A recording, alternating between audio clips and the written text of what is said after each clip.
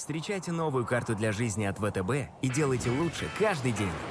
Понедельник день тяжелый. Но оформить бесплатную карту легко, а пользоваться бесплатно выгодно. Вторник, день второй. Делитесь бесплатными переводами и чувствами. Среда. Маленькая пятница. Позвольте себе больше с большим кэшбэком. Четверг. Рыбный день. Ловите 1000 рублей после первой покупки по карте. Пятницы. Моя очередь и кэшбэк мой. Делайте лучше каждый день. Оформите новую карту для жизни на vtb.ru. Автоплюс – телеканал высокой автомобильной культуры. 365 дней в году, 24 часа в сутки и 7 дней в неделю.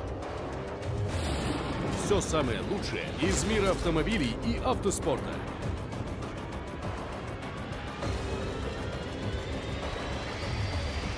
Автоплюс. Ищите нас у операторов спутникового и кабельного телевидения.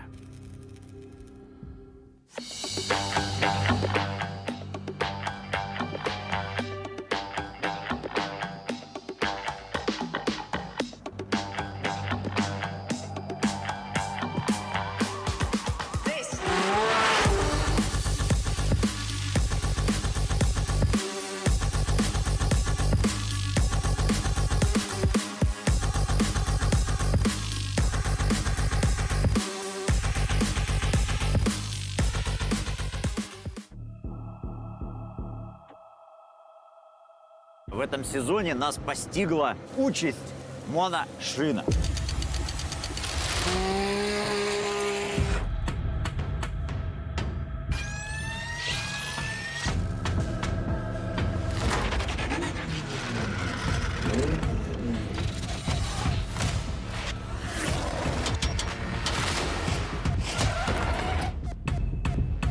Я, в принципе, изначально понимал, что это правильное решение. Ужасно, отвратительно. Хуже у меня в жизни не было.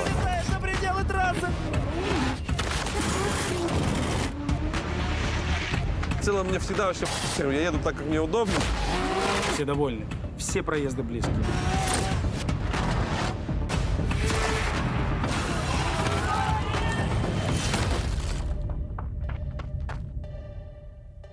У меня получится все-таки заехать на тумбу, вот, и победить всех парней с форварда. Мы все понервничали очень сильно. Я, наверное, переживал больше, чем за себя.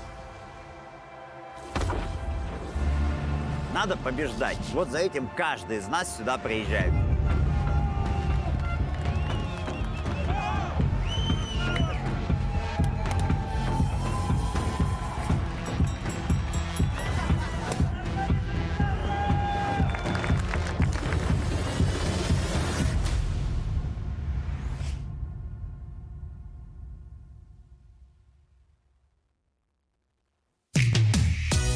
Русское радио.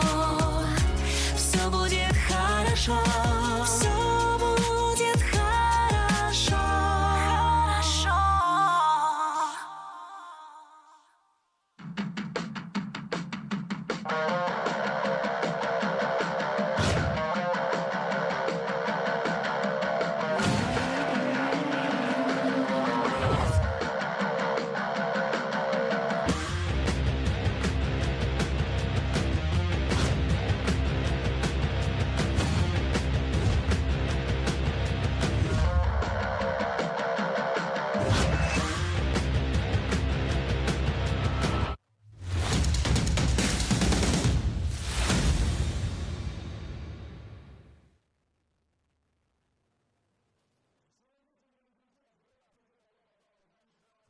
Nring circuit. This is the second stage of Russian Drift Series 2023.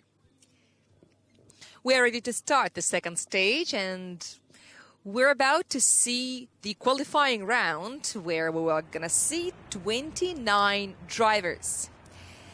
And while we have the opportunity, while I have some time, while our special service is painting the judges' task on the track, let's speak about the judges' task as such. I suggest that we proceed and see what it is about, and we will do it with our beautiful clip that we made for you. It was made by Meta Drift Auto Simulator Group. This is a virtual car that is moving along this very long running area where you're not allowed to go full throttle. There is a specially narrowed leader's lane. There are 3 cones where you could see they are virtual here, but in the reality you will see it very soon. The Furidashi must be very clear and very aggressive over 55 degrees. Then the first transition to touch and go 1, then another one, which can be smoother. The main thing is to keep the angle stable and also at 1. This is the most expensive clipping zone. Then 2 transitions, one after another. No one requires it to be super sharp because the speed and stability are the 2 main criteria, and also the line must be broad. Looking at it from the tower was very interesting, and watching the practice was also a lot of fun. As for our groups, usually in the first group we have outsiders or rookies, and this time in the entry list we have some new names. And among the participants, now we've got Sergei Kabargin and Boris Abramov, who for technical reasons had to skip the first stage, and Sergei Leonidovich, unfortunately, is having technical trouble still, and he had to declare the technical failure. So unfortunately, we will not see this driver from St. Petersburg. So there are only 3 drivers from this team: Dmitry Ermokhin, Charles Eng, and Boris Abramov, representing Start Pro Stars IMOL. And Sergei Kabargin is not the only one having technical problems. Nikolai Gorkovenko from Carville Racing is also in trouble. His west gate almost fell off. That is a part of the collector where the west gate is standing. There's a big crack in there and the car is losing a lot of capacity, but the guys were going to fix it before the qualifying, to fix it somehow, patch it or weld it, or I don't know what. After the only stage that we had this year, which was at Moscow Raceway, the leader is Anton Kozlov. In the team standings, Carville Racing is the leader. This happens quite often.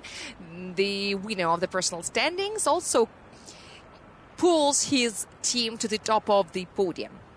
In the meanwhile, we've got only 28 drivers in the rating, but then we will have one more because we've got Boris Abramov, who joined us, who came back to us, to be more precise. Speaking more about Boris Abramov, he will be the first one to qualify. This is his rookie. This was his rookie autodrome in 2019. But I will need to look it up later. This is our 18th stage here at this track. I mean, official RDS stage and RDS GP. As far as the veterans movement is concerned, then the head of the veterans is, of course, Nikita Shikov, the only one of our participants who hasn't skipped a single stage of RDS GP, and every time he fought very severely, and usually he fought very seriously. He was the vice champion twice, and he will take part in the official round at Nring circuit for the 15th time. The most successful driver here is Georgy Chivchan.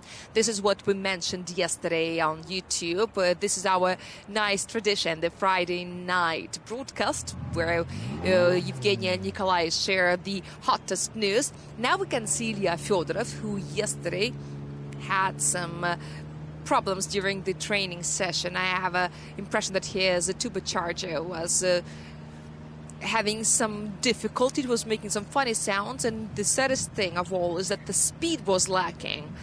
I think that we could probably forgive that audio side of it, but the speed is really essential for RDS drivers.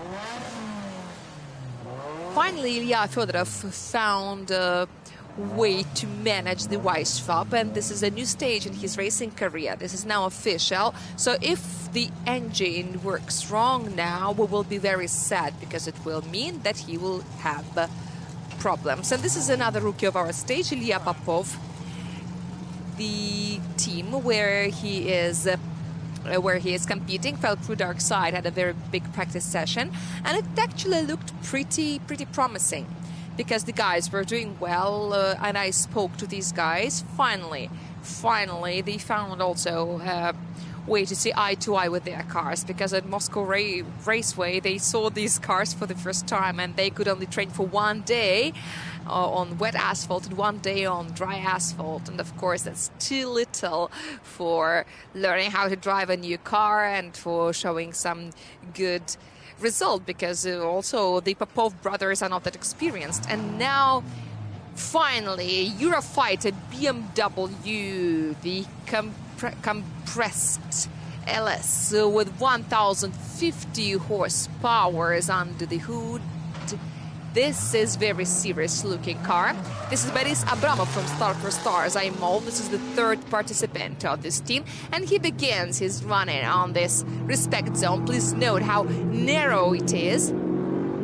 Even though this is not the largest car, but it can hardly fit in there. And now finally he can press the gas, and now he must do a very sharp furidash, but this is not exactly what the judges expect to see. And then he is supposed to go full throttle through the first touch and go, but he kind of doesn't do it as sharp as it is required. He loses one wheel outside, which is -2 points, and again one more wheel outside the white line. And here it's very important to continue accelerating on that curve, collecting the internal touch and go. Well, Boris Abramov almost did it, but as we usually say it after the first attempt, the main thing is not to get a 0. After you've got one positive result, you can work on the improvement. And now let's see and figure it out. Yes, he tried to do some counter shift. This is why the furidash was that weak, and he hardly got touch and go too. He used too much of handbrake at the entrance in OZ1, just like Nikolai said.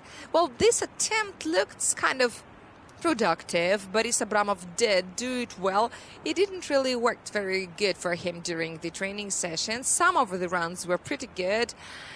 Some of the residual vibrations are still there. He managed to solve some of the technical problems, but there are some vibrations, there are some little details that he couldn't eliminate.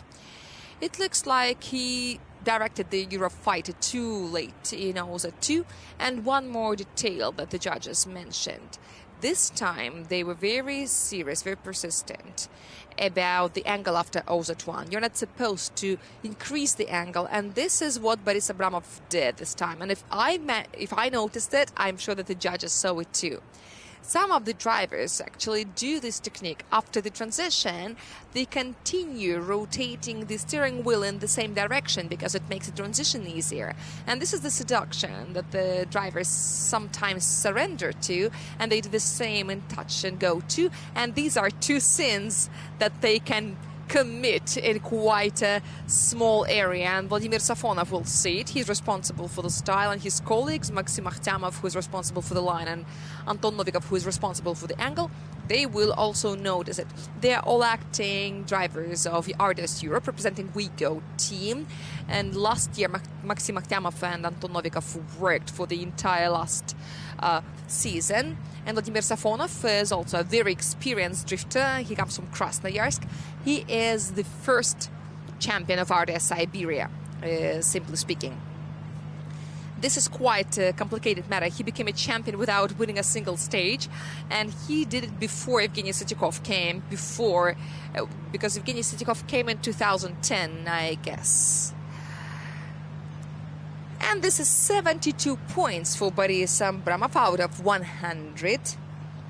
72 points is not a very bad result. It's quite good. If it's not a 0, it will be good. And we don't have very big competition for the top 32 vacancies. But there is some competition for the top 3, because the top 3 drivers will have bye runs in top 32. And here comes Yevgeny Spirin, representing VS team. I'm a little bit worried for Yevgeny because he didn't look very convincing during the practice, but I hope that the car works well, and I hope that the driver can get enough score in this attempt. Now he does a transition, and it wasn't really good. Now he knows at 1, he still has some margin for him to use, and now the last transition knows at 2. And I think, yes, he keeps to the white line, and then suddenly the car makes a little leap, perhaps the suspension was too hard. I noticed that thing during the practice when the cars make a jump at that transition, and that jump kind of it shifts the car off the correct line, and such things can happen. And this did happen right now as well. At the second transition, I was also worried because I could see that Yevgeny did a transition through the straight wheels, which you're not supposed to do. He went well through OZ1 with some margin indeed, so I guess he will lose some line score out there and some style score as well. But, well, it doesn't matter anymore because this is a 0 anyway, because he lost everything when he spinned around. So he did exactly what he was not supposed to do, unfortunately, and here comes Ilya Popov. Now let's see the rookie of Felku Dark Side, one of the two rookies, I mean, Ilya Popov. He wasn't very lucky at Moscow Raceway, and we know why, but we hope that now Ilya can do it well, and as well as his brother. This is a good initiation, and the Z goes through the initiation. One wheel was outside the white line, but thankfully it didn't cause him lose control. And now Ilya is nose at one, then he does a transition and another one. And now the main thing is just to go through that curve, collecting the touch and go on the way. And he hardly makes it.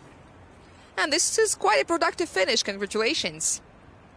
During the briefing, Losev Yevgeny asked whether the touch and go should be taken with the bumper or with the wheel. And now I see why he asked. Some of the front bumpers are pretty protruding. During the trainings, Ilya looked more aggressive, and I understand why, because here he feels the responsibility, that anxiety, because you are being judged.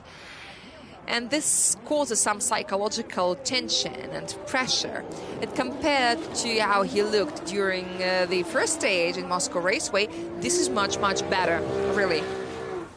Here he took the in touch and go, indeed, and he did more than he was supposed to. Great. Here suddenly he had one wheel outside the white line. Yeah, and here you can actually be fined for the touch and go one. You can lose 4 points for the wrong line, apart for the deduction for the wheel outside. Well, this is not the big component of your score, but nevertheless. And also the white line in that part is kind of fat, you know, it's kind of big, it's kind of puffy.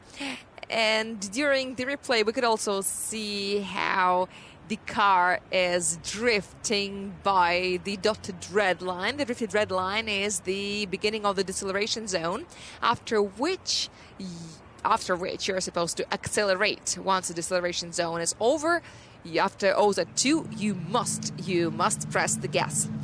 At the exit of OZ2, your right pedal must be down to the floor to take you to the finish. This is very important because there are lots of incidents that happen in OZ2. This is why the leader must be very accurate with the speed.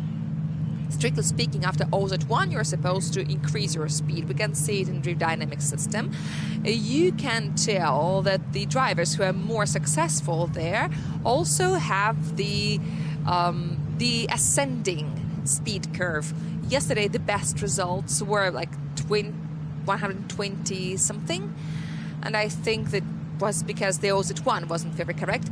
But now we are about to see Denis Sorokaput, the rookie of local racing drift team, and this is the score of Ilya Popov. Also not the best result ever, but this is very important, 72 points for the first attempt, because it means that Ilya can relax. And then remember that he is not a schoolboy anymore. He's 19 years old, and tomorrow he's turning 20, by the way. And here comes another 19-year-old driver, Denis Sorokaput, the author of the most outstanding training this morning. If he can do it once again, we're gonna see a 90 plus, but now Denis needs to do what he can do. That's a perfect initiation touch and go one, and then in the outside zone, I think there was some air between the line and his wheel. Look at this stable angle. Too bad that one of the wheels was outside. This is going to be a deduction. The last touch and go, and also 2. And now he needs to fly up there, and he misses the inner touch and go. 2, Denis. These are your nerves. In the morning, Anton Novikov, when he looked at Denis's speed curve, he told everyone that this is what your curves, your angle curves and the speed curves must look like, because it was perfect. But what we can say is simply wow, because Denis is doing great. Yes, there are some little errors, but he's got one more attempt to make when he can show everything that he can do and do the entire risk and relax and just let it go, because here the result will be definitely there. You can tell that this chaser was going very, very convincingly up the hill towards the finish. We're watching another replay, and you can tell how he uses the entire width of this track. He can really take that space. This is very good. I really love this part of the track. I love this part of his run. He is doing it better than anyone else, but sometimes it causes those little mistakes that he sometimes does, which I mean missing touch and go before the finish, which, well, does cost you several points, 5 points for the line, and some points for the angle, to be more precise. And this is our innovation that we tried at Moscow Raceway. Now you will see more of such footage. It does look very nice. Here Denis also had a line mistake. Once your wheel is outside the track, your car loses some speed. This is why Denis had to reduce the angle. You could see it in the schedule, but there are no deviations, there are no fluctuations. But then his speed grew from 88 kilometers per hour to 121 kilometers per hour, and it happened right before the audience stands. Well, this is very impressive. Now Denis has 82 points. But if Denis didn't make some of those mistakes, I think that the judges would have been very impressed. Here comes Anatoly Sherbak, and he's still there as 15. This car has lost like 30 kilos. The very impressive transformation and weight loss without any significant changes. So I don't know how they lost that weight. I don't know what they did. And now Anatoly, by the way, is the winner of the first stage RDS Europe, and this is always at 1. A little bit too narrow, and now very narrow, and this is a 0. This is a 0. That hurts. That hurts to see. He lost some weight, but as far as the capacity is concerned, he did add some. I don't know how to put it right. It says 800 horsepower in the titles, but the team says it's over 1,000. And now here comes Stepan Azarov representing Auto Profi team on his Nissan 370Z, which is going through like its second or third transformation. Yesterday I spoke to this driver, and Stepan said that he is boosting everything up, including his mood and his spirit. We are adjusting ourselves to everything, and it always pleases me to see how inspired the drivers can be. And this is an initiation which is more careful than aggressive, but the transition is quite well. And then here comes another one, and also at 1. And this is the second stripe, and then Stepan Azarov comes back to his senses and almost touches the grass outside the white line, and then he lacks the inertia and to get to also 2. But pull it, we need that finish, and yes, you need it too. He is gonna lose at least 8 points for ignoring also 2. But I guess that the judges will see more opportunities to deduct stuff, because this is what their job is about. Yeah, he did use the handbrake, and that risk was not required out there. Just like as Stepan said before the race, the main thing is to get a non-zero result. Of course, the more score you get, the better, because everyone wants to do a bye run in top 32, but in this situation it's kind of different as far as the line is concerned. He was supposed to go wide nose at 2 and go narrower towards the end of the finish curve, but it was kind of different. And this is a very interesting angle when the camera is following the car along the entire configuration from the judge's point of view. This is how the judges see the cars. Well, maybe a little bit different because the judge's tower stands at a different spot, but from there they can really see the first sector. The lower the camera, the more beautiful the run looks. Each transition looks sharp and everything looks impressive because this is what the audience wants to see. We want to enjoy, we want to see the beauty. But as far as the judges are concerned, their job is to be very cold-blooded and very down-to-earth. And this is why they're not interested in beauty, they're interested in score. And now we're about to start the second run of the first group, and this is Denis Sarakaput in his chaser, and here comes the score of Stepan Azarov, and that makes a total of 56 points.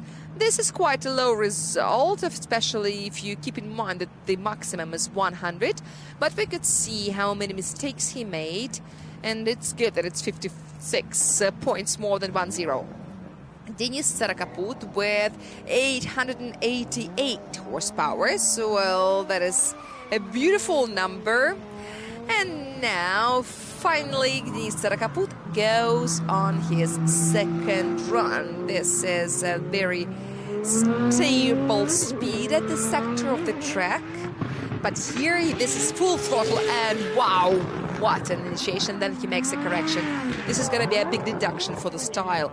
And there is a spin. Yes, and he stops. Unfortunately, this is a 0.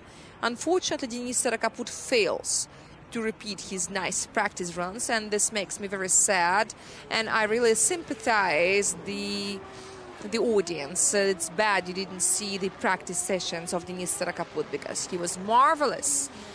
But nevertheless, 82 points is not a bad result, but yes, it has some disappointment flavor. Risk is good, but it's not always effective.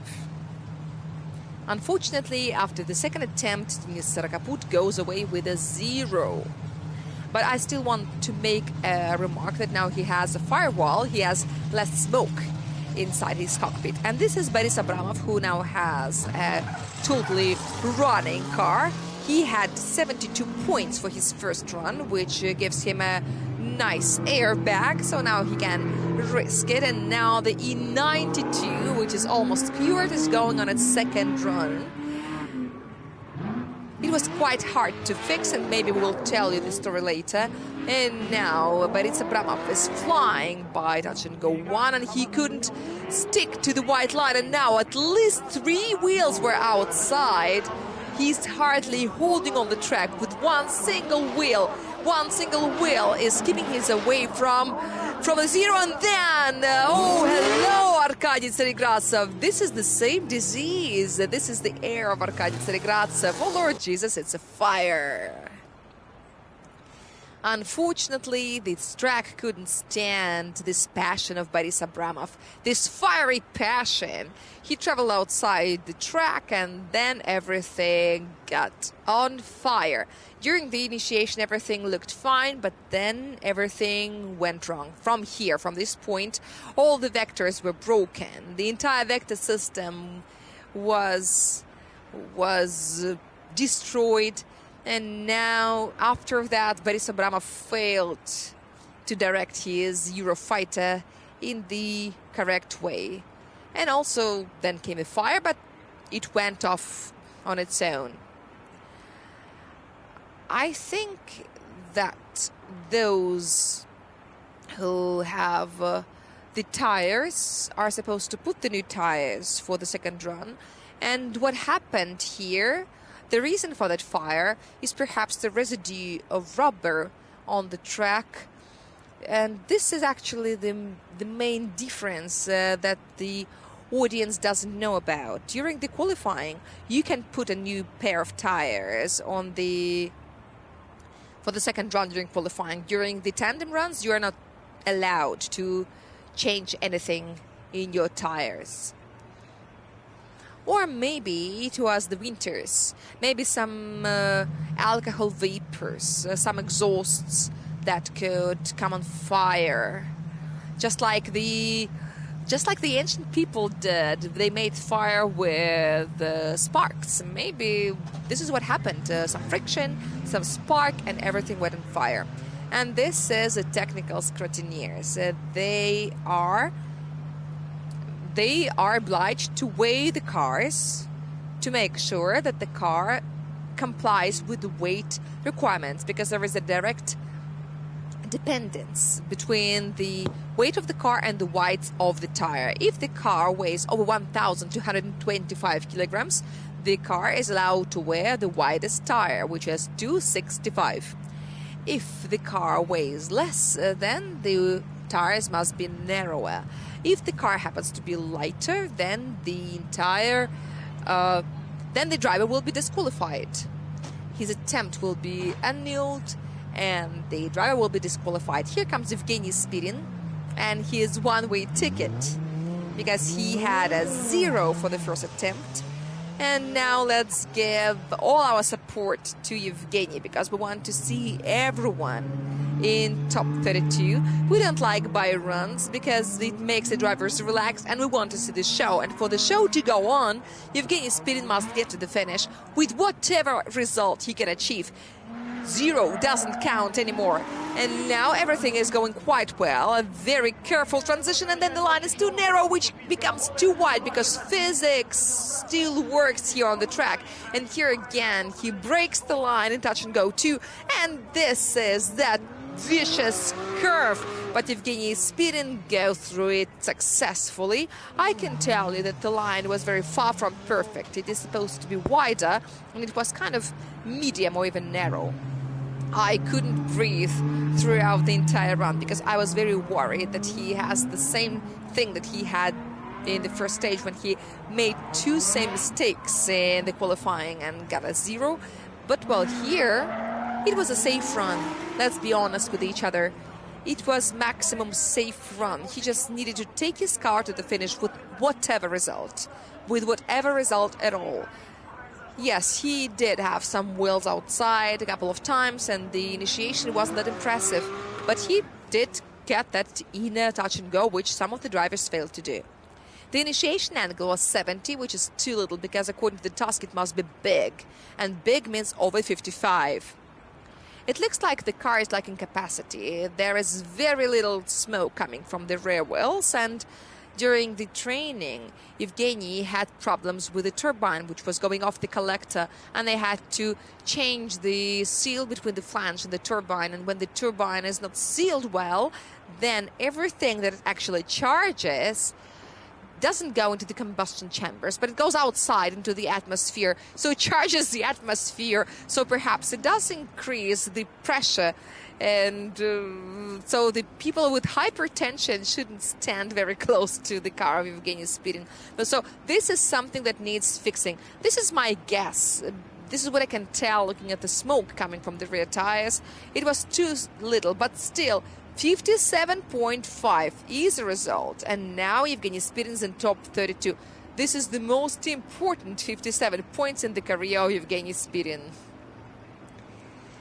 This is his career that continues in RDS-GP. And this is Ilya Popov. This is not a safe run. This is not supposed to be, because he had 72 points. I really love young drivers because they have this enthusiasm, they have the energy, and now he had to calm the Z down, and now he can unleash all these crazy horsepowers that Phil Darkside put under the hood of this vehicle, and then he kept the car within the white line. That was surprising. Here he went even too narrow nose at 2. Let me remind you that the second stripe and more is considered to be good line, and then he left the also 2 kind of diagonally, then he picked the last in touch and go, and he finishes. This was kind of shaggy. We saw 2 confident, I mean, as far as commitment is concerned, we saw 2 very confident runs when The driver was obviously enjoying the run, but as far as the accuracy is concerned, it will come in time, because I think this driver is still working on making friends with this car. This is not a super new car. He used to drive 350Z. It is kind of similar to 370, but his 350, after the car was disassembled and rebuilt, didn't have a body. It lost the body. The previous car builders overdid it when they were trying to make the car lighter. This is why it was decided to make a new car on a new platform, on 370Z. So anyway, this is a new car for Ilya, and he is still learning how to handle it. This is a very interesting story, how the racing cars are made. And this is another Z, which was made by the same workshop from Sochi. And according to the specifications, this is almost a twin brother of Ilya Popov's car. Also Samson, also Winters, also Z, but it has 900 horsepower versus 1070 that Ilya Popov has got. But I think that Arkady Tsirgratsev was chasing beautiful numbers. He was trying to get as many horsepower as possible. He wanted to have the strongest cars ever. And now all his cars have new drive shafts, so that they don't have the same story that happened to Arkady Tsirgratsev when his drive shaft broke. Now all of his drive shafts are very strong and very, very strong and very special. So how do you feel, guys? And now I don't see you anymore, so let's ask Stepan. I hope he is doing well. How are you there? Are you cold? Are you hot? Are you doing fine? Why are you so miserable? I know it's morning, but anyway, wake up and enjoy. Thank you for coming to watch the qualifying. I know that many people do not really enjoy qualifying rounds and solo runs, but I hope that you will enjoy. You will have a great time here. Moreover, according to the practice, some surprise possible. We were expecting something from Denis Starakaput, and we're still. And who is there on the stands wearing Carville Racing cap? Who was that? That was Alexei Kozlov, a driver of Carville Racing in RDS Europe. Okay, so Ilya Popov couldn't improve his result. Maybe he wasn't really going to. Maybe he tried to be a little bit more aggressive, but it was not a zero anymore. Oh, okay. So Ilya Popov got where he wanted to get. And here comes the aggressor. This is the name of this Nissan 370Z driven by Stepan Azarov. His first attempt was 56 points, and now he is beginning the run in. He begins nice and slow, and then he's accelerating. And now I hope we're going to see some improvement. This is an initiation, and then linear touch and go. And here he misses it. Oh, why? Oh, why? And now this is Woz at 1, and he slides along the line. No, one wheel was outside anyway. And then he misses touch and go 2, and then the last transition. Also 2 was very beautifully taken, perfectly on the second stripe, and then there was too much speed to collect the last touch and go, and this is the finish. And now the judges begin their work. Yeah, he couldn't push that car into the inner touch and go. Let's compare the two runs now. First of all, I would remark that you don't need to be a big expert to see that the second run was kind of more aggressive than the first. Yes, in some places, some of the less expensive clipping points were missed, but the more expensive were taken better, like this touch and go was missed, but the OZ2 was filled very well, and both times the second in the touch and go was ignored. Well, he can do it. He is an independent and adult man. For those who didn't watch us yesterday, let us comment. Let us explain to our viewers the reason why the inner clips were replaced with touch and go. So the reason is that the inner clip is supposed to be judged by the depth. It looks like 3 stripes on the asphalt, and this is how the judge evaluates it, by the depth. But our judges decided that this approximation to the no-go zones, that inner edge of the track, kind of is not that critical. The car is just supposed to go on the inner side, not on the outside. And not to overload the judges and not to overload ourselves, they decided to replace the 3 stripes with simple squares. And now Maxim Akhtyamov just evaluated by yes or no, hit or miss. It's enough to just catch a little bit of that zone to consider it filled. This is the concept. So don't be surprised that we have that inner touch and go. Perhaps someone who watched us previous years expects something different. But to our minds, it looks pretty logical because going on inside with the front wheels kind of overloads the driver. If you narrow down the line too much, the chaser may have some difficulties. And we greet the audience one more time. The weather is really, really great. No rain expected, and the forecast says that it's going to be over 20 degrees. I hope you don't get sunburned. Tomorrow it's going to be a little bit cooler, but most importantly, the rain is not expected during the race. The rain is supposed to come during night. And it is expected to be plus 26. Now it's plus 24, and Stepan Nazarov gets 67. Yeah, so there is some progress indeed. 1 point better than Ilya Popov on the same car. And now Ilya Fedorov is missing his first attempt. Ilya Fedorov is the representative of the second group. Yeah, I was mistaken, sorry. Anatoly Shirbak missed his first attempt. I mean, he had a 0. Oh no, he's missing the second one. So yeah, we've got a loss. Anatoly Shirbak, no, sorry, now the information. Anatoly Shirbak goes to the health group, which is gonna perform at the end. And now Ilya Fedorov is doing his first run, but his door is open. Does it contradict the rules? I think the judges will tell us. Ilya Fedorov is now going through the configuration with a nice and smoky tail, and now this is the last curve where he is. He goes through the inner touch and go very, very carefully.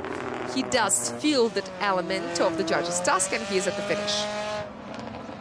Ilya is doing not just fine, he's doing very great. And he was absolutely not confused with the door that opened during the turn because it closed, it got closed on its own. And then he did quite a nice initiation. It was nicely aggressive, but not too much. He misses one in the touch and go, so he's gonna be penalized. But then everything was perfect with a little difference. And I was at 1. I think he left it a little bit too early. He didn't feel all the 3 stripes that are down there. But I think this is one of the first runs on the configuration we have seen this far. For many years, Ilya Fedorov has been driving a very low-capacity car, and the line was his only chance to get something. This is why he was always very scrupulous in fulfilling the judge's task. And now, even the initiation that he did was exactly within the rules. 58 degrees and a little bit more than 140 kilometers per hour. We have seen some faster ones, over 150 kilometers per hour, especially during yesterday's practice sessions. But this is pretty enough because the judges do not care about the speed, but they do care about the angle. And the angle is exactly what the judges require. In the first clipping zone, the angle was medium, which is exactly what the judges want to see. And the medium is from 45 to 55 degrees. And Ilya was right in the middle. 48.8, as though he's got an embedded gyroscope or something.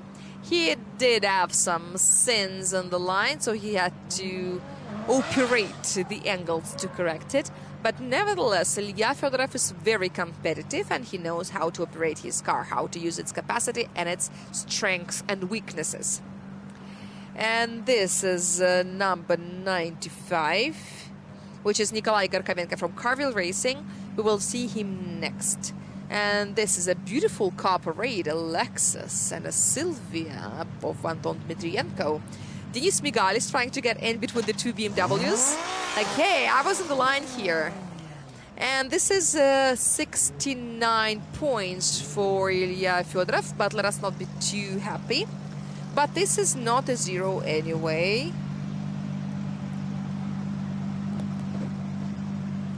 We've got information about the health group, so yes, Anatoly Cherbak goes there. And here comes Nikolai Gorkovenko from St. Petersburg Carville Racing Team. And I hope that his collector was sealed for Nikolai to use the entire capacity his car has got. This is a BMW F22 with 2.2 GDE engine, and this is not the heaviest car, because during the weighing procedure we could see that he is not the biggest one out here. And now this is the run-in and the Fury dash. Whoa, whoa, whoa, whoa, whoa.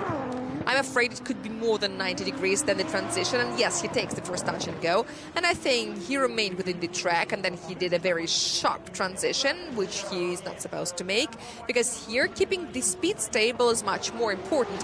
The second touch and go, the last transition, no, that too much of a handbrake. You're supposed to go full throttle there, and I think Vladimir Saponov will penalize Nikolai for this, and we will see.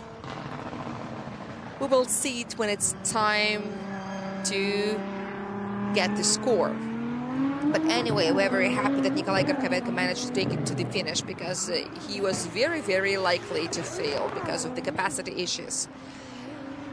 Anyway, the car is doing fine. It was fixed, I think. Here the transition was too sharp and the angle was too deep. And the deeper the angle, the more the car is pulled inside, inward. And here, yes, it was a little line error.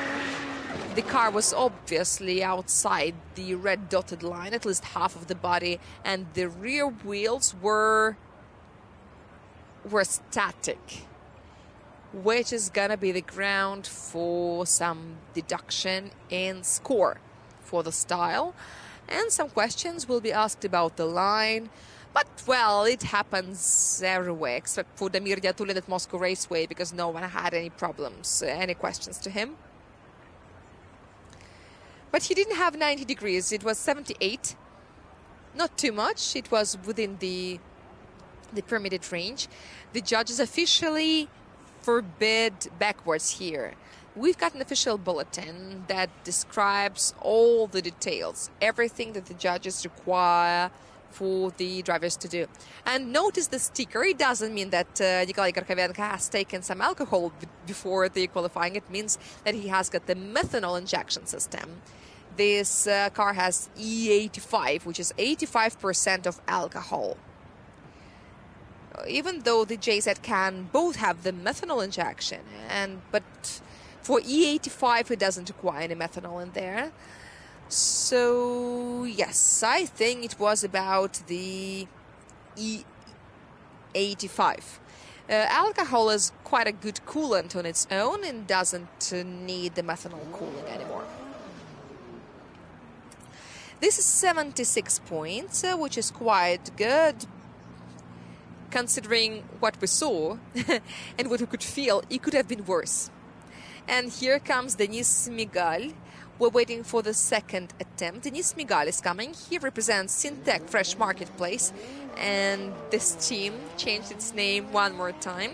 And if we got confused, we beg your pardon. Denis Migal has gone through a very interesting way as well. During the training sessions, he's got lots of adventures. Oh, look how soft the suspension is. It's good that he worked through the inner touch and go. He didn't get the outside touch and go, number one. The transition was pretty vague, but it's more okay than not okay. But the entrance in OZ was not very good, but touch and go too as well. And then he went too wide through OZ3. And yeah, the finish was a little narrow, which is also a mistake. Because try to picture the chaser of Denis Migal, because if he was there, he would probably be confused. It doesn't always mean the correction. Sometimes the car body remains motionless, but it's too bad that he missed the outside touch and go. Denis Migal came to us first, also here at Nring in 2017, and after that he did his best not to skip any stages. During practice, sometimes he was better than now, and we noticed that his rear suspension is so soft and so springy that I was scared that some of its elements could be blocked, and the pressure in his tires is kind of very low. From here you cannot tell. Maybe I was mistaken. I hope his suspension is working fine. I always try to be optimistic about that. Probably it was an optical illusion, but yeah. The car goes in too deep. We know that Syntec Fresh Marketplace has a specialist for the Altezza, that is Damir Diatulin, who has worked with his car for a very long time, and he applies his experience on the car of Denis. And I think that Denis feels very comfortable this way, and during the practice his rear suspension behaved similarly, so perhaps it is right. This is correct. This is what he wants. And if it is really so, then we're happy as well. I hope that the judges like it too. And we will see it from the numbers, from the score that they give this driver. And now, who is coming next? Speaking more about Syntec Fresh Marketplace, Evgeny Losev arranged a training camp for Anton Klimko and Anton Dmitrienko last week. And this is Denis. The score of Denis, 75 points. Pretty decent. It's far from the objectives that Denis probably set for himself, but this is the first attempt. Let us not forget about this. And now, here comes the first run of Anton Klimko, also representing St. Petersburg. Armed with the knowledge he got from Evgeny Losev, he is going on his first run to use this knowledge in practice. Let's wish him good luck. We wish good luck to everyone because we love all the drivers, and this is the initiation. Wow, that's a deep angle. Unfortunately, he misses the inner touch and go. He seems to pressing the gas, but the line is wrong compared to what is supposed to be there. And now this is the OZ, very nice. He gets touch and go 2, and this is everything he had to do. Then he goes through OZ2, picking the second stripe very well, and he fills the inner touch and go number 2. So the line looks very well. Only in the first sector there was a little mistake. We can still give him a round of applause, but it must be kind of humble because we know he could do it better. But indeed, you can see the fruit of training with Evgeny Losev. There is a big progress compared to what he did previously. Anton Klimko is doing very well. I really like this spirit. I really like this mindset. I can feel this confidence that is coming from every movement of this driver. You can see the front outside wheel coming off the asphalt, which means that the car is very loaded. And the aerodynamics works very actively. You can see how the sills are touching the ground. Yes, they're scraping the ground. You can see it. The three-wheel drift is what it's called.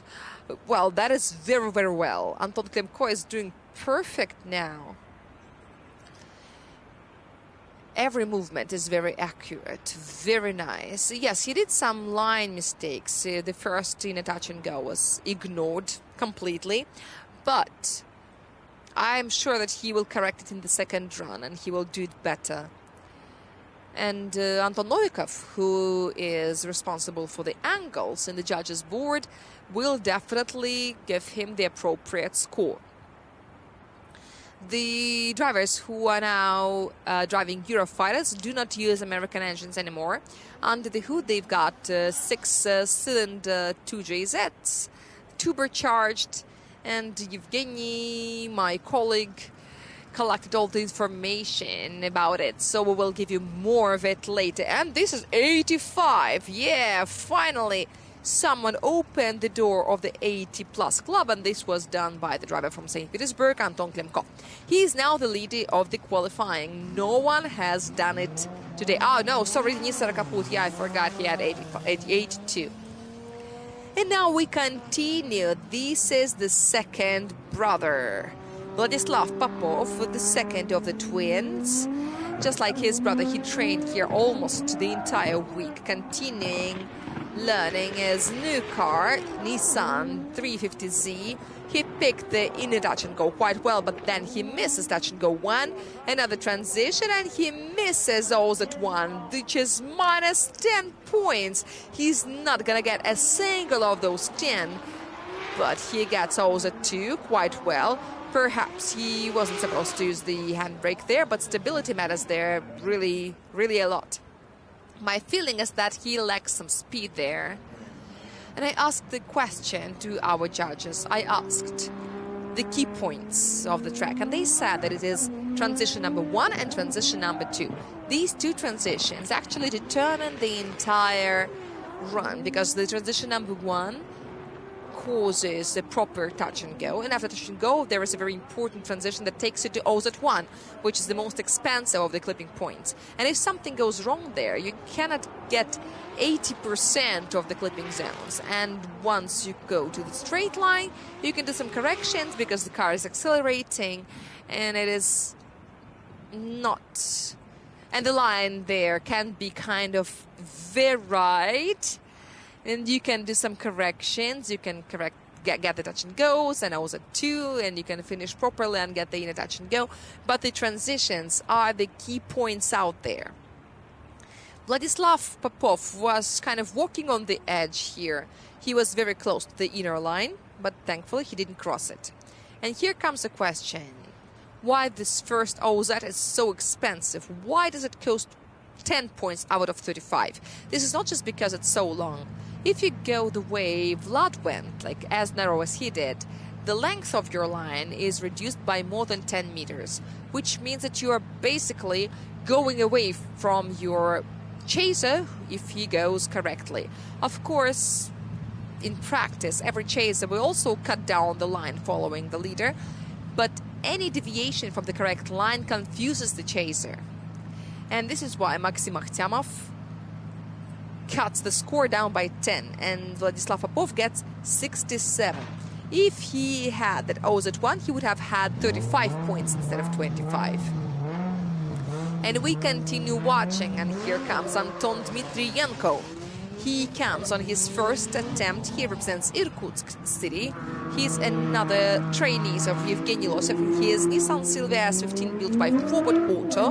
This is the car which is which he's been quite good with. And this was an initiation, and then he straightens. It was such a nice concept. He wanted to make a very sharp transition, exactly as the judges required, but then the car refused. Perhaps it is something technical or not. Well, theoretically it can be. I think Anton just realized that this excessive angle on the initiation and the further transition would cause him to go inward, because the speed wasn't very high as he entered the entire configuration. And here comes Ilya Fedorov. He's about to do his second run. This is Auto Profit team, and this Silvia number 13. The first run was productive, and now we're about to see the second one. Yes, he takes the touch and go. The transition is not like brilliantly sharp, but it was quite fine. And then he does a careful transition, and he loses one wheel outside the track. He does another transition, touch and go 2, and another one, the outside clip under the wheel of the Silvia S15, and yes, and he takes the last inner touch, and he finishes the run. It is really worth noticing that it's better to get -2 in O's at 1 for losing one wheel outside than -10 for ignoring the entire OZ. This is exactly what Ilya Fedorov did. Yes, he gets -2 for the line for missing that wheel, but at least he filled that clipping zone, which costs you one third of the entire line score. He almost slided on the edge of the track, but Ilya is really very diligent when it comes to the line. He's trying to show his best, and I think that Maxim Akhtyamov, who is responsible for the line, will be very happy to see it. Let's check the speed, the angle, and other parameters. 57 degrees was the initiation agree, so that was just exactly what is required by the judges. We wondered about the speed of Anton Dmitrienko, and here's the answer. 152 kilometers per hour, so it wasn't that little. It is not excessive speed that actually scared Anton. He was so overwhelmed that he just got scared to continue. At least it means that the car is doing well, and in the second run he can avoid these mistakes. And now, coming back to Ilya Fedorov, I also saw it in Viv Dynamics that he has a very good and stable angle, which means that Anton Novikov will also be pleased, but maybe not maximally pleased. I think that Anton Novikov was very happy to see Ilya Fedorov's angle, and I could feel it, because Ilya Fedorov's diagram is almost perfectly smooth. Those little peaks on the curve are so small that they don't really matter. Oh, 33 for the line. Do you see that? -2 for the wheel, and all the rest is okay. It's 78.5. It's better than the previous run. We wanted to see something more impressive, but we had some zeros today. So we are happy to see anything that is not a zero. And here comes Denis Migal. He goes on his second run. His first result was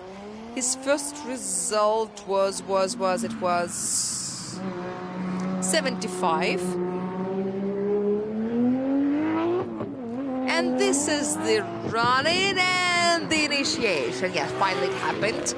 Yes, he takes touch and go one, then he does the transition, and this is the first outside clip, and a very careful transition, exactly as the judges requested, and sliding on the line, remaining within the track very well. He goes, he does another transition, the also 2, and that is very well. And then let's take the inner clip, and yes, I think one wheel was hanging outside the white line. I don't know whether it's going to be penalized or not, but it looked very well from the point of view of the line. This is not basketball where you can hang outside if you're in the air, but here the judges will watch the replay, and they've got specially equipped cameras for that purpose. But I can tell you that Denis Migal managed to pull himself together. His car is nicknamed the Hornet. Very beautiful. And here he picked the OZ1. And the judges said that it will be scored as complete. Filling the OZ. I think that the very, very little piece of the trio wheel was outside there, but it looked really very smooth, as though there was a wall out there, as though there was some power wall, some firewall, and this means a lot about the driver. That is the skill. You can tell that he was there touch and go. Why do I have the 3 stripes in the OZ? Because we've got the style criterion, and that style also have the sub-criterion of commitment. The more aggressive you are, the deeper you go in the OZ, the more score you get from Vladimir Safonov, who is responsible for the style. Yeah, I wouldn't penalize him for that, but I'm not a judge. I would give good score to everyone because I love everyone and I want to see them all in top 32. Nikolai Gorkovenko is now on the start.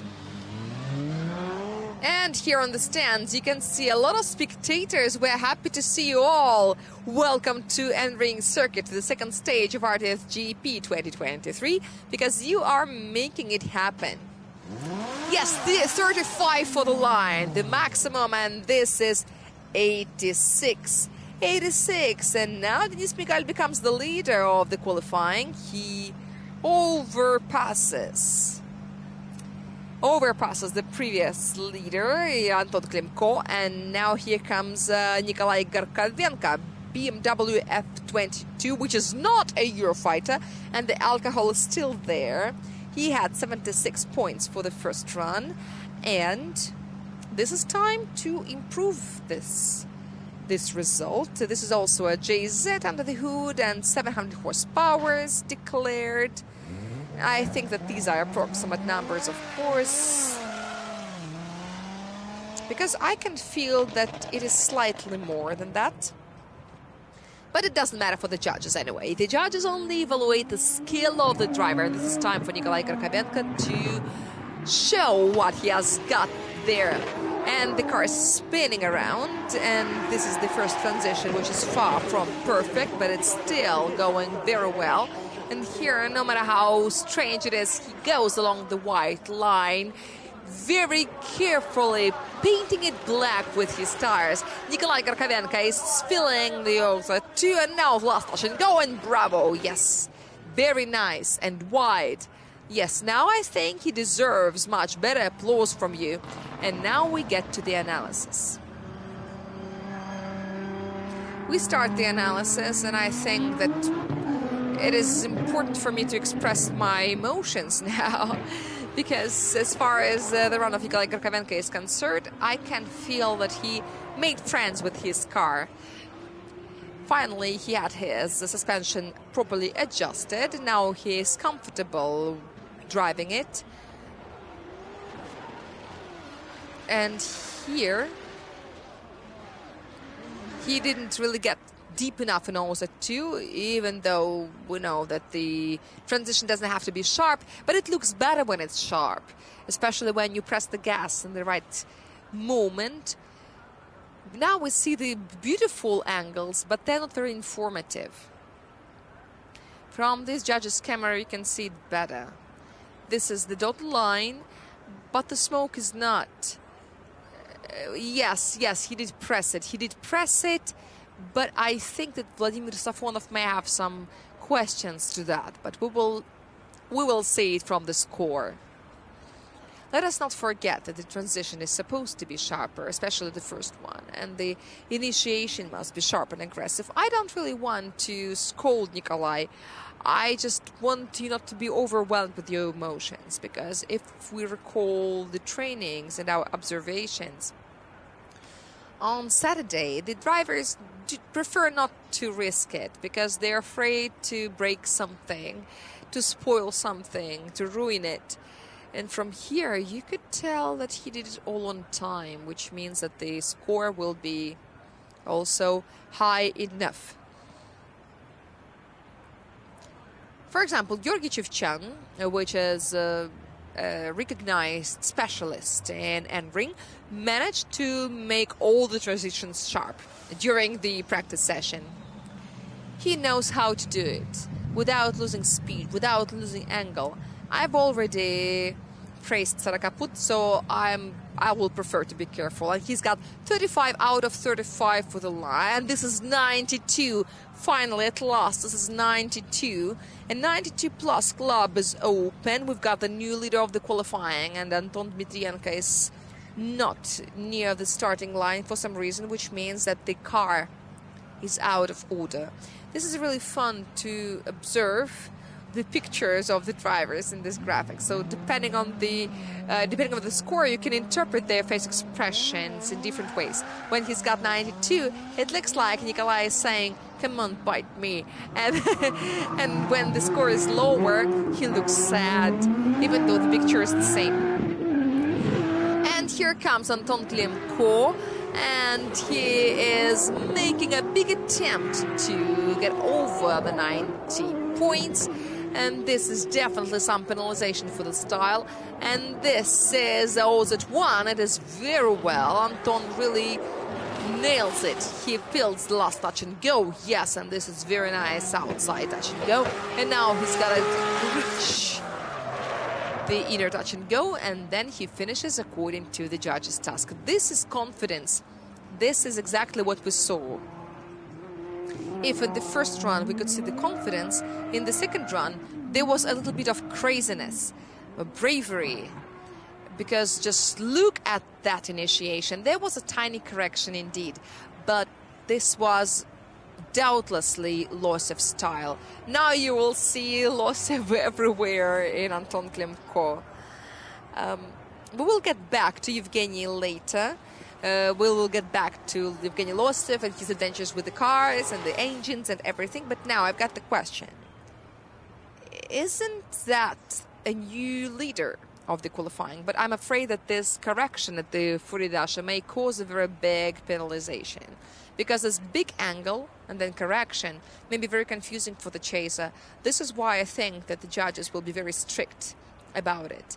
And this little component, which looks little, but it may yield quite a big penalization. 87 degrees was the Furidashi angle, so this looks a little dangerous. The judges will not ignore that. This is not what we want to see, because when the drivers get used to driving like this, it may cause lots of collisions during the tandem runs, and this is what we want to avoid.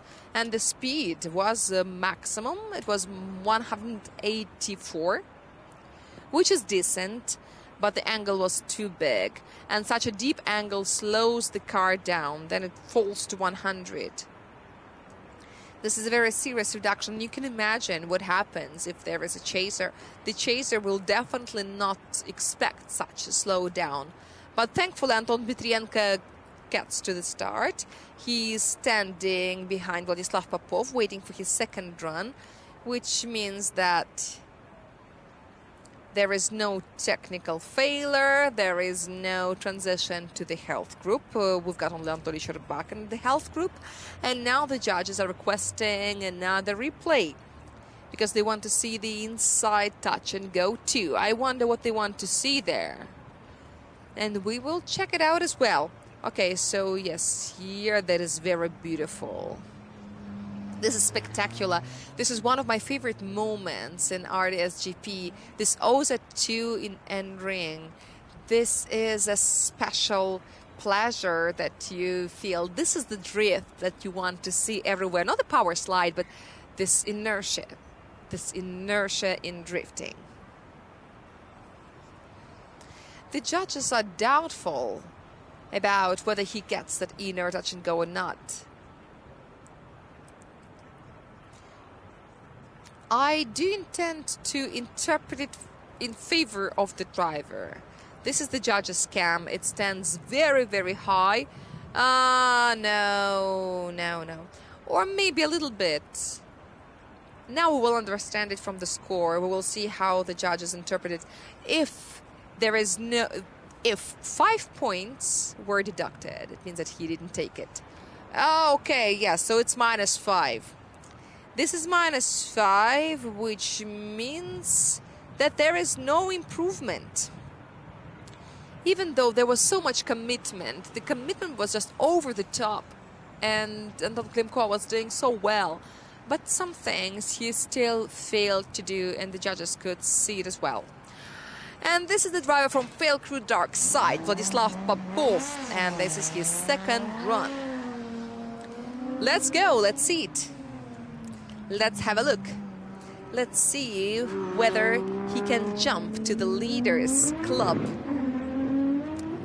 Because this driver does have the potential, and I'm sure that he's got everything it takes. He takes the touch and go the transition, and yes, one wheel outside. No matter how much we want it, it's still there. Then he is late to Oza 1, but this is a better line than in the first run. And another transition, Oza 2. He goes very widely, remaining within the track, nevertheless. And then he works through this touch and go. Yeah. This is much better, and now we'll see it in the comparison.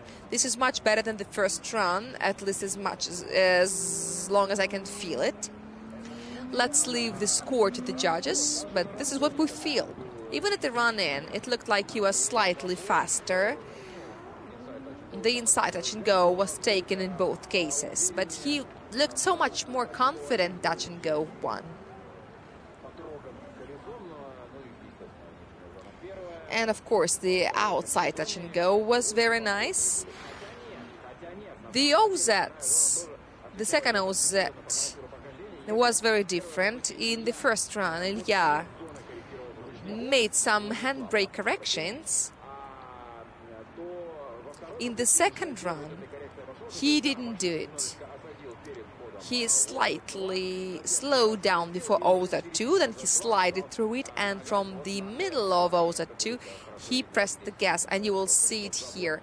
You see that his wheel is blocked, and now it begins rotating. From the beginning of OZ2, he started pressing the gas. In the previous run, he was still holding the handbrake. You see how wiggly the entire car is. It makes me worry that some of its parts may fall off and continue flying on their own. This is a beautiful orange cockpit of the car. This is Anton Dmitrienko waiting for his permission to start. And we are holding our fingers for him. And this is Vladislav Popov and his score. Of course, there is some improvement, but how big is it? This is 78. This is 11 points improvement. Yeah, this is what OZ1 is about.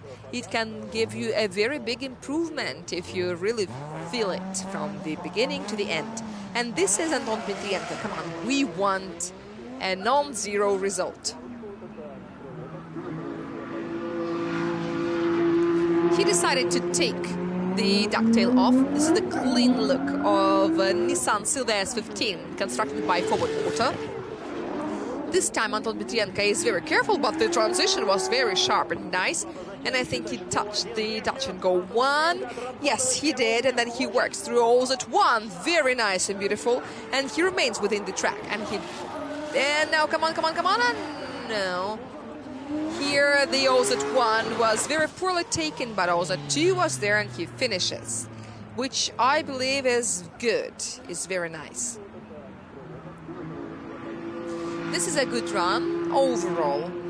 I could feel that Anton was very careful in some moments and he had to be careful compared to the first attempt. He did get touch and go number one.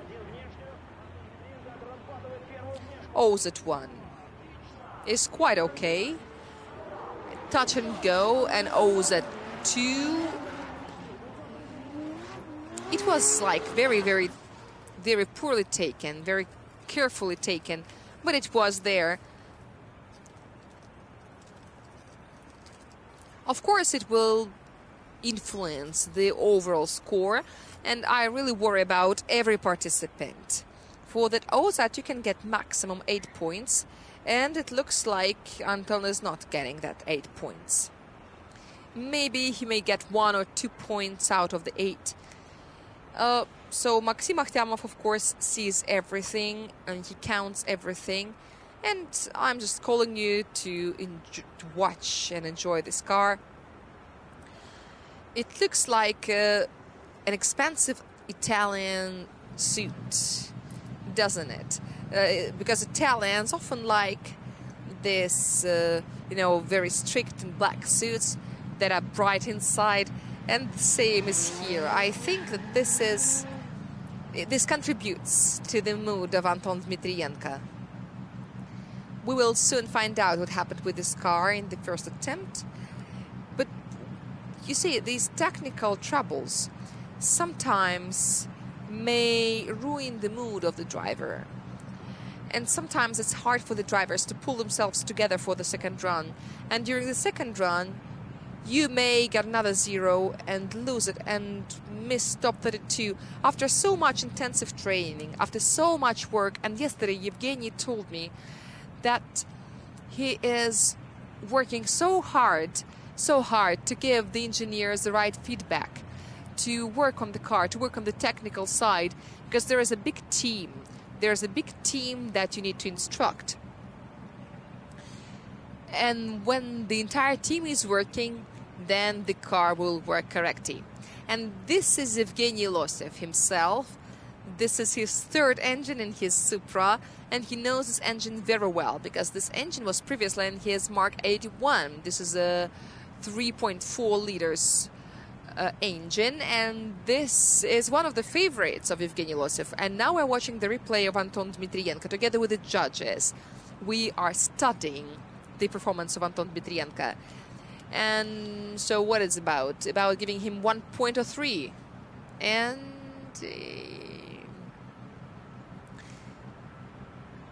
he pressed the gas on time. That's true. But the question is whether 6 or 3 must be deducted, because it's hard to tell how long he was in the OZ.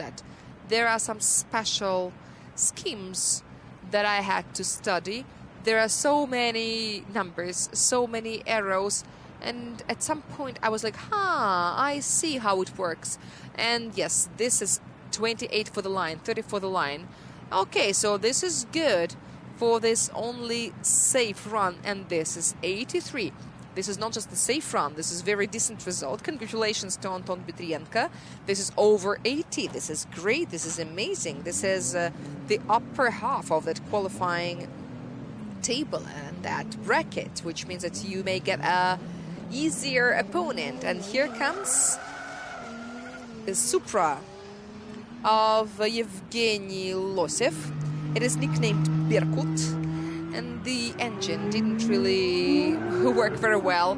It sounded as though it was choked with a pillow. And whoa, Evgeny, what are you doing? Stop that. But no, don't stop, just continue, just go on.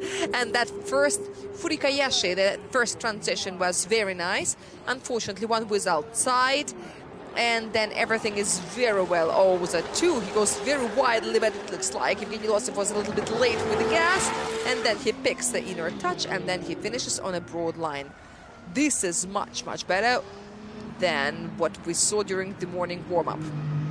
Regardless of all those inaccuracies, it looked very decent. And there is one thing that we forgot. I'm not used to seeing Evgeny Losev in the third group. It looks like he's in the wrong place. But, well, different options are possible. There is Damir, there is Serigratsev. So I think that this is like half of the fifth group. And then finally, Evgeny Losev presses it, knows at 2. But I still suggest that it may be some deduction in score. That curve out there was absolutely weird because the radius was very small and he was sliding with all the 4 wheels, and it was backward, and it was 93 degrees, which means that Evgeny Losev will be penalized. So more is not always better. There was no correction, which we could see in the example of Anton Klimko. The angle was quite deep, and then his front axle, speaking about Anton Klimko, it was shifted. And as far as Evgeny Losev is concerned, it was backward, and the judges do not allow backwards. And if it's not allowed, then you get executed. But even though there were some inaccuracies, I'm sure that Evgeny knows how to correct it. The main thing is that the car is still alive and it works. After the morning warm-up, we were getting sad again because we had the feeling that Evgeny Losev may get in that, survival mode, and this is not always good because you know that this is a good driver and he can do it. But when the car cannot do what the driver can, it's very disappointing. I'm just holding my fingers for Evgeny Losev. I hope that the car can get wherever Evgeny wants to take it. And now, who is coming to the starting line? We are very lucky that the weather is hot today and the ladies don't have to wear these hoodies and jackets, and they can sit out there just like that. Okay, so Evgeny Losov gets 33 for the line. Wow, 31 for the angle, and this is 86.5. And I wanted to comment on the style because the speed loss was quite big. 159 kilometers per hour during run-in, and then the speed went down to 89. 159 is very close to the absolute achievements, and it brings back the memories of the times when we had no mono tires and they would go as fast as 170 kilometers per hour. And this is Dmitry Yermokhin. He's still there as 15 wearing the new livery because Dmitry gets to the new team this time. This is Start Pro Stars IMO. Dima assembled the entire car on his own. He was here in the final last year on this track, and I think he's still inside, but no, -2 for one wheel outside. But still, he goes very broadly, and now also 2. And now you're just pressing the gas to get to the finish, and unfortunately there is a correction near the inner touch and go, and this will definitely be penalized. Corrections of the angle in the inner clips now belongs to the jurisdiction of Anton Novikov, who is responsible for the angle. Dmitry is usually known for his academic style, and this time his academicity is what he lacked. One wheel was outside, which is really untypical of Dmitry. Usually he sticks closer to the second line in order to avoid the trisk. And here he also made this weird correction, which was very confusing. I think that it was the suspension, and it influenced the position of the car very much, and I'm sure that the judges will notice it. But just look at this beautiful OZ1. It looks like the car is like the car is a toy which is moved by a child on his playground. Maybe this is not Sara Kaput style as far as the speed curve is concerned, but it looks pretty scrupulous, and we will not see maximum for the angle this time because there is some correction.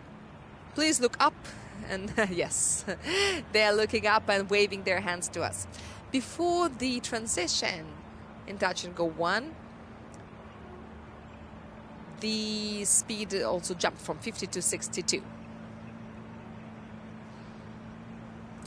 And this is the score of Dmitry Yermokhin, and there is very serious deduction for the style, and only 81.5. For Dmitry Yermokhin, that's too little, because we expect something much more from this driver. Last year, it was almost a triumph for him. He was so exhausted from fighting with Damir, so he just didn't have enough power at the end. And this is Nikita Shikov and his Supra A90, nicknamed Groza, which means a thunderstorm. And this is too much handbrake, so he fails the Furidashi, unfortunately. And one wheel was outside the track in touch and go 1, and here, hold on, and yes, he did hold on, even though it caused some nerves for all of us and too much handbrake here. Thankfully, he pressed the gas in the end. And I've got lots of questions to this driver. And the line wasn't broad enough, and the line wasn't good enough. More questions than answers once again. We can see this moment. The car gave a weird start, and this is very untypical of Nikita. It looks like his transition was, like his initiation was interrupted for some reason. And this is an episode which is very similar to what happened to him in OZ2. The angle was too small, and then he uses handbrake to add more. This is not Shikov style. This is something that requires very big correction in the second run. I have a hypothesis. Maybe when in this first sector he could feel that it was not a 90-plus run.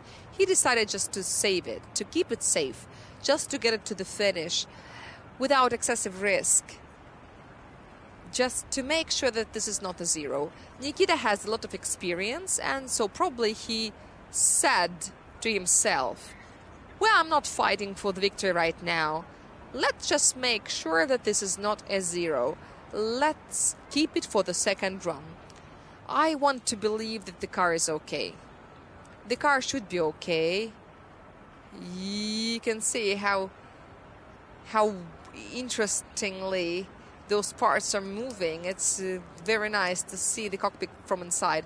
Arkady Tserigratsev actually studied the positions of different drivers' hands on the handbrake, and he noticed that Nikita Shikov is doing it very specifically. He's holding the handbrake closer to the middle, even though his hands are pretty long. He is very tall, and his hands are proportionally long as well. Okay.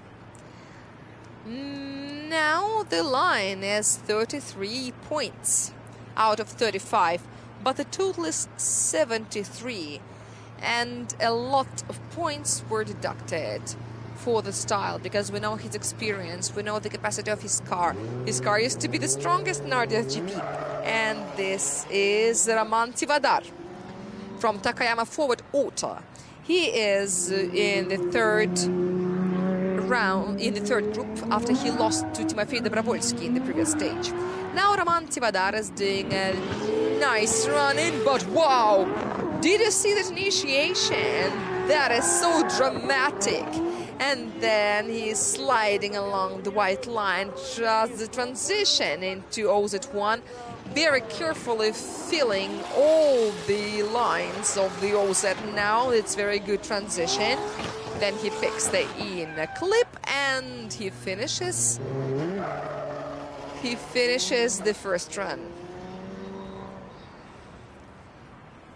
As far as the transition, as far as the Furidash is concerned, sorry, I think this was one of the best that we saw today.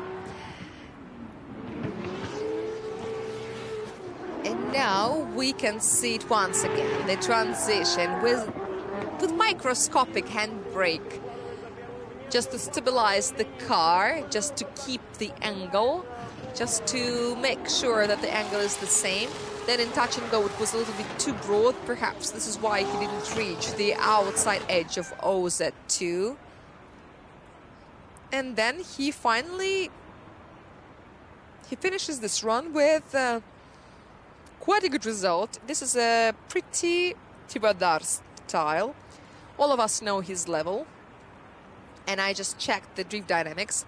The 77 degrees was the initiation angle, but there was a little correction after.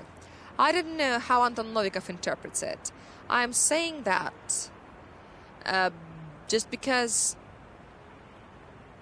I don't want you to be surprised. So the score may be deducted.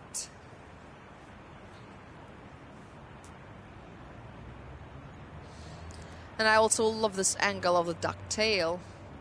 Looks very beautiful. And also you could see those little pieces of tires that build up on the car. This is absolutely not good. It may catch on fire. This is a very good angle to see the position of the car body on the track. You can see the angle, you can feel it. And here you can see that there are no corrections in the OZs. This is very good for the overall result. But there are still those little details that show us that this run was still not 100% perfect. But this is the first run. I repeat it for like the 1000th time. And for the first run, it's very good, and there is still some margin for improvement. And these are the great spectators of RDS GP. You've got the magazines already. Yeah, good. 34, 34, and 28, which is 96. Yeah. Hell yeah. This is a very good statement. This is very serious. And this is a new leader of the qualifying, and this is Maxim Grossman from time up. And his Toyota Mark II. He represents the city of Irkutsk and his new livery. It's better to change your livery than your engine. If you don't believe me, ask Syntec Fresh Marketplace. And this is Max Grossman. Oh, wow! This is very sharp initiation and very nice transition, even though it's not as brilliant as the initiation. But here the angle is too little than too much, and then he misses the OZ. Yes, unfortunately, he holds on just to avoid the zero.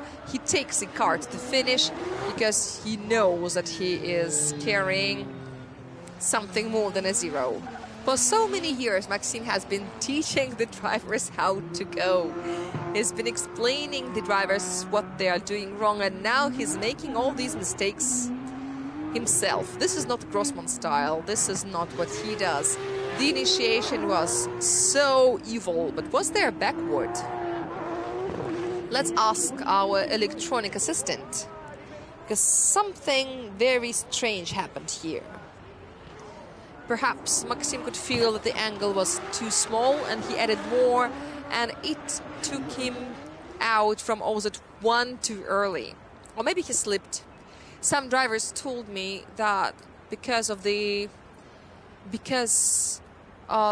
lot of rubber particles that is already built up on the asphalt, you sometimes lose control over the car. It gets slippery sometimes, and now the angle diagram is painful to watch.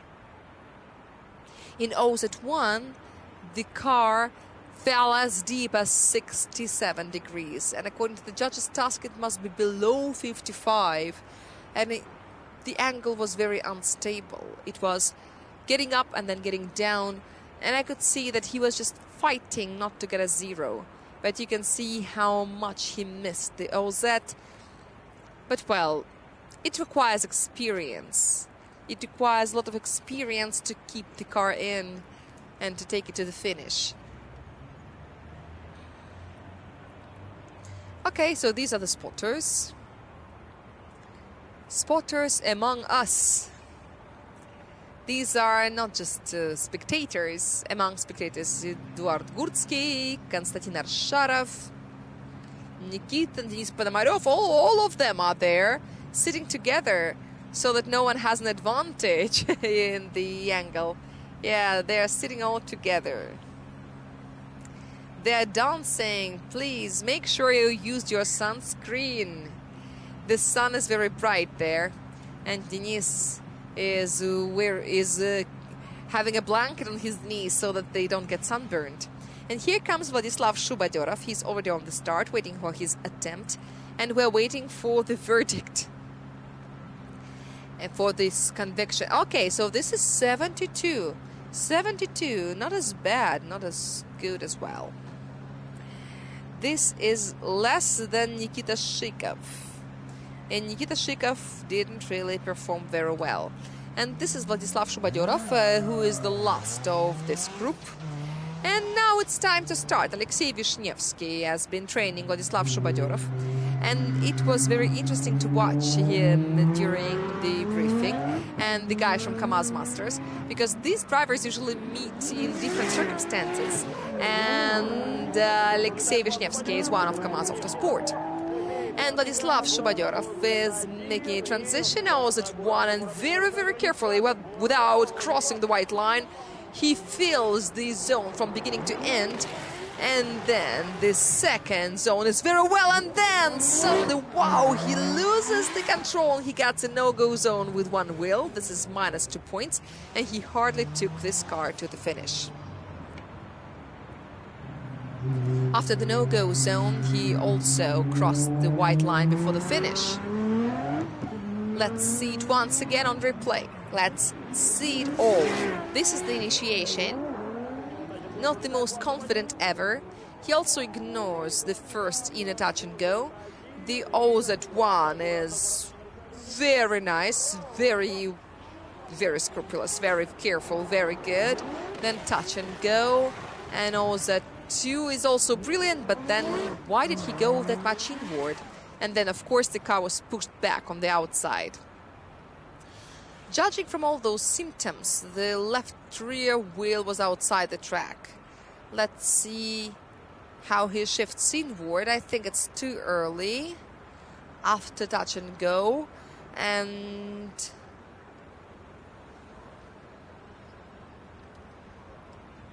he didn't really spoil the OZ.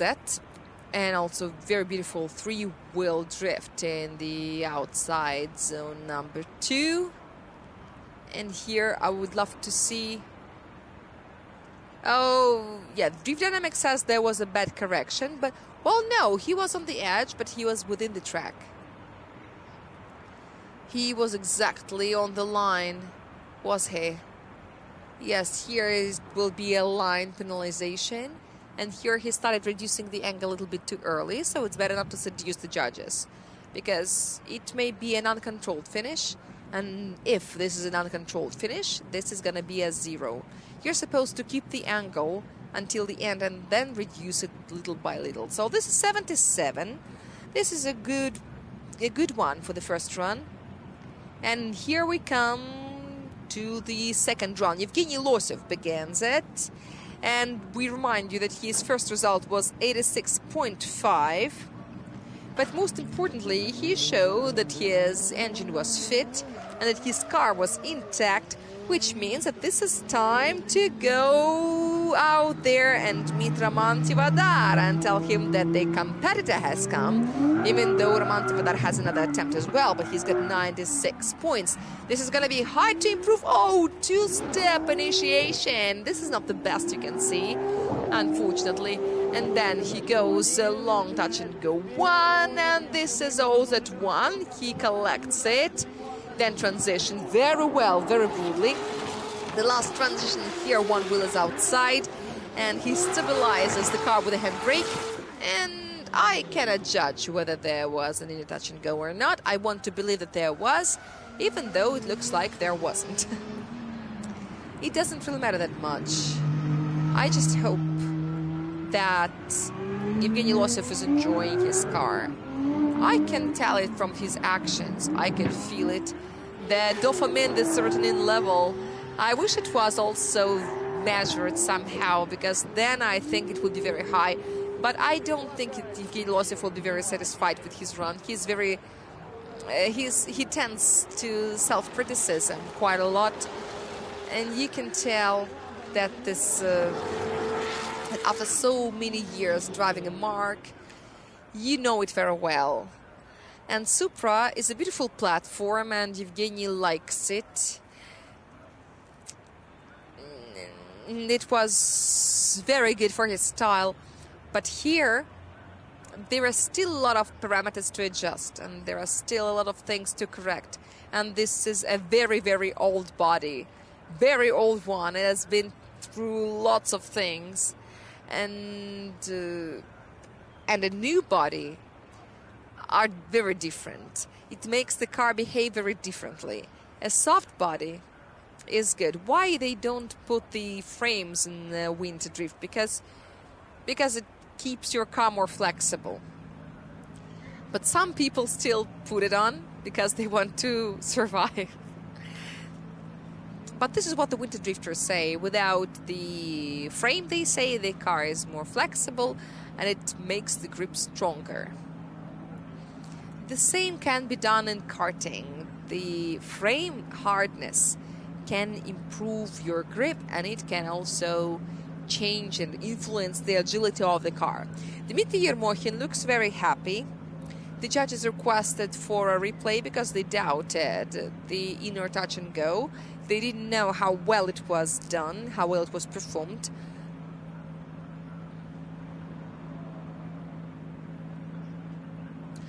And here comes the score of Evgeny Losev. And this is 33 for the angle out of 35. And there is no improvement, and it was weird to hope.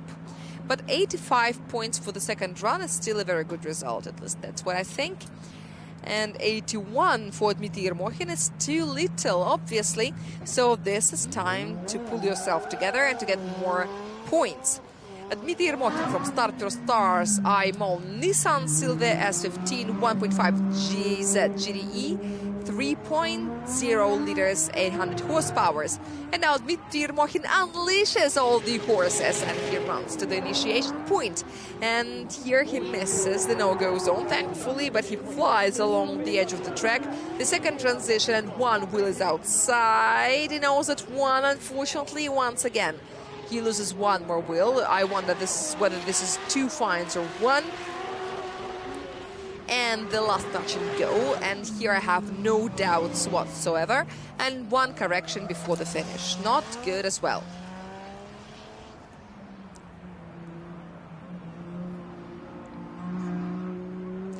And now, what is really worth mentioning in the analysis? I think that the first and the second run were very similar in the mood, because Dmitry Yermokhin is usually very stable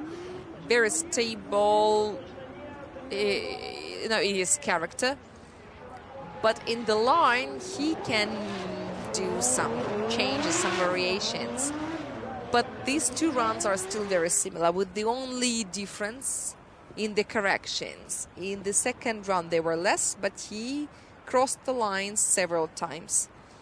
It wasn't perfect again, and you can tell that from this angle very well. You can see how he reduces the angle and he adds some more again, because he crossed the lines twice. And I never asked the judges about it. If the wheel was outside, then it gets back and then it comes out again, does it count as 2 penalties or as 1? That's a very interesting question. I think that if it happens within 1 zone, perhaps then it's 1. But I cannot really recall the formulation from the rules. It says 2 points for 1 wheel, 5 points for 2 wheels, 10 points for 3, and 0 for 4 wheels. But such a case is kind of interesting. We saw we saw Danila Skorobogatov, who is discussing the run with Maxim Grossman, and this is our onboard cam. I really love how our broadcast is improving. Every stage they invent something new. Every season they invent something new, so everything is changing and progressing. If we had only 2 cams on Moscow Raceway, now we have many more.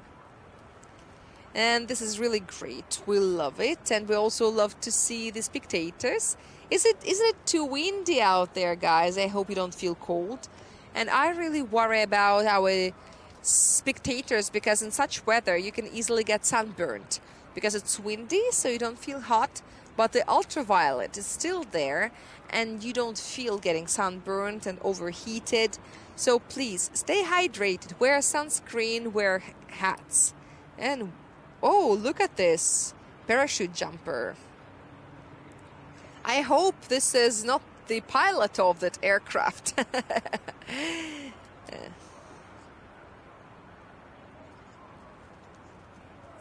Because when you drive this Yak-50 aircraft, you need to know how to parachute jump sometimes. And here comes the score of Dmitry Yermokhin. And this is 83.5. This is better than the first, but only 2 points correction. More corrections. And here comes Nikita Shikov. A lot happened in his first run. We expected something more impressive. Now it's time to correct it. And the thunderstorm, Graza, is getting to the full throttle area. And whoa, that is almost a backward. This is a very big furidashi. But the Supra remains within the track. Another transition, and here we go, and you go along the white line, and this is all very smooth and nice. I think that Ozat1 deserved maximum score, and now very fast he steps on the right pedal and then he misses the inner touch and go. Even though he finishes on the wide line, this is much better than the first run. Indeed, much better. I am so surprised. I'm still surprised about that first zone. It can change everything. It costs so much.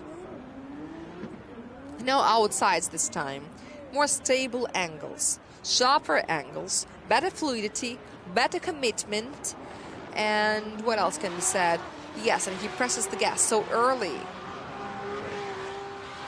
As soon as he gets in OZ2, I think in the first run he filled the OZ2 a little better, so this moment can be penalized. Because I think he kind of overdid the transition. He wanted to show everything his car can do.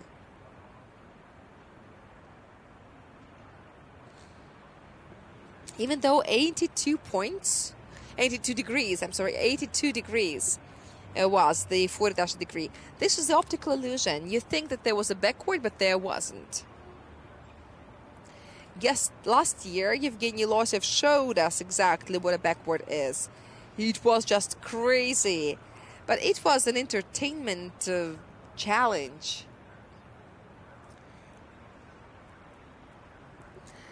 Last year, we did the backward run in Krasnoyarsk. Even some special merch was issued, and Drift Dynamics system had to be reprogrammed because it was really over the top after the backwards challenge.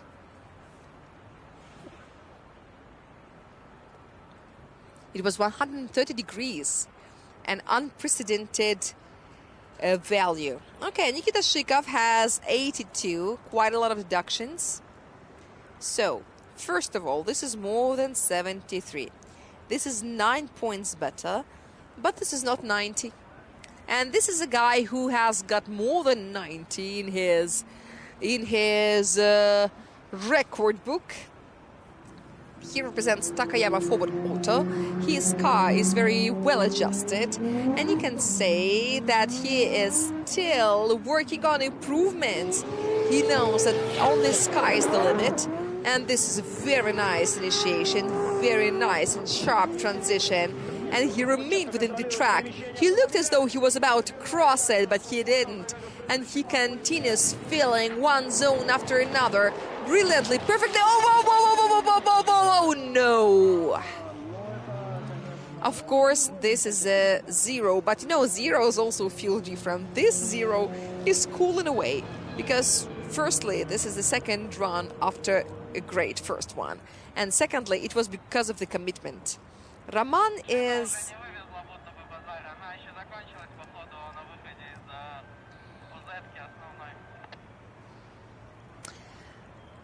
Okay, so the radio, first of all, now we've got the radio. This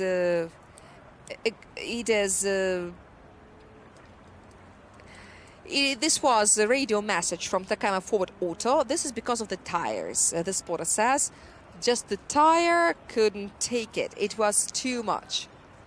But even in RDS Europe, and I say even in RDS Europe because it is not as high-tech as RDS GP, even in RDS Europe, some drivers use fresh tires for the second qualifying run. This stage, we've got a new bulletin which allows swapping the rear tires before the second run. This is the only thing that is allowed to do. You're not allowed to change the suspension adjustments. You're not allowed to change the tire pressure. You can only swap the wheels, the rear wheels. And this is Maxim Grossman. His Toyota Mark II ZX90. This is more than one wheel outside. I think it's at least two. And then, Max, you were doing great right now. I hope you did the same in the first run. And here, two transitions were quite nice. And now he runs to the second in a touch and go. And I think that he takes it. But also he touches the no-go zone. But this was the case of Anton Klimko when the car was almost outside but wasn't. I wanted to say that I couldn't recognize Maxim. He looked very unstable and very nervous. But maybe this is after the first run. Maybe the first run makes him so nervous. Because everyone has emotions. This is very unlike him. very untypical of him. On one hand, he fixed a lot of mistakes. The angles are not very deep, but this is typical for this Toyota Mark II. This is Leonid Schneider's car, and these cars just cannot make such big angles. The first transition was very poor. It's supposed to be fast and sharp, but it was kind of slow and vague, and the wheels were in the place where they were not supposed to be. And he had to work too much with the steering wheel in order to, and many drivers do this, to direct the car deeper into the curve. But as Arkady Tseregradzev said, don't over-rotate your wheel because it is useless. And here on this uphill, at the very beginning of this uphill, it can be also dangerous because your front suspension is really unloaded. If you continue rotating, you may spin, you may make a very big correction, and then it will ruin the entire run, and you don't want it. And Maxim, for some reason, is not very lucky in this qualifying. Okay, so Maxim Grossman has 80 points. This is a big improvement, but this is just because of his carefulness in OZ1. And it's still 20 points less than the maximum that he could get. Vladislav Shubadyorov. We haven't seen Arkady Tseregradzev yet. He is coming when? He's coming in the next group. Yes, he will come in the next group. Okay, because I thought that he was 10th in the personal standings. Okay, so this is Vladislav Shubadyorov. Let's get back to him. This is almost the end of the third group, and he was outside the track, but then he narrows down the line. Sometimes he's too wide, sometimes he's too narrow. He's tried to correct the impression of OZ1, and this is the OZ2 of the inner clip. And it looks like two-pedal drift. The judges mentioned it during the briefing. You are kind of, it is not encouraged to use the two pedals at the same time. And if your front wheel stops and it doesn't rotate when it touches the ground, it means that your brake pedal is pressed. And then your car is losing speed, and you're supposed to increase the speed throughout the track, except for the official deceleration zone, which begins here and finishes there, where you saw it. Traditionally, it is not drawn on the track. At the initiation, of course, you exchange the speed for angle.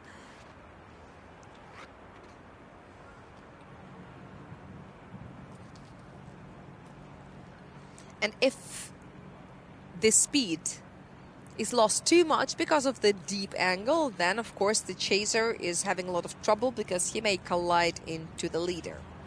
Now we're about to see the performance of the fourth group, where we'll see Grigory Gusev and Arkady Tseregradzev and Damir Diatulin, Timofey Dobrovolsky, Daniil Skoroboganov and Alexei Vakhtin. Yes, Alexei Vakhtin. And here we are surprised to see him in the fourth group, but thanks to some gift from Damir Diatulin, Alexei Vakhtin performed very well on the first stage, and this is very good. And we discussed the reasons of this fiasco of Damir Diatulin, and he said that it was his mistake. Of course, it was a lack of training. And this is 85 points. And 34 for the line. Well, it's very good. Because out then, Damir Diatulin just failed the line, failed to control the line. And this is Arkady Tseregradzev, the defending champion of RDSGP, and his Fire Lady, number 88. The first attempt of Arkady Petrovich. He didn't show anything interesting in the morning practice, but that is his style. He never risks it during the practice, but he surprises us with something later. This is a very beautiful initiation, very big angle. He hardly got out of there. And now watch these wheels. I think there are 2 wheels outside, or maybe 1, but it's so deep out there. And then I'm sure that the maximum point will be far from the perfect. But we can only say that the inner touch was filled and the line was medium at the finish. Yeah, so I would say that now Arkady got warmed up, because if you are used to seeing something more convincing, I think that this moment ruined it all. And without the wise fab, the car would have spinned around. But here he saved himself. And I really wonder what happened with the speed, because I think the car almost stopped out there. Of course, this is not like stopped in quotation marks, but it lost a lot of speed from 150 kilometers per hour to 90. This is very, very big. Even though the angle was still within the permitted range, which is like 80 something, which was almost what Evgeny Losyev did, but he lost even more of the speed. He had 159 and he lost it to 90. I think that we should expect something more from the second attempt. We can see that little fox on the wing, and here.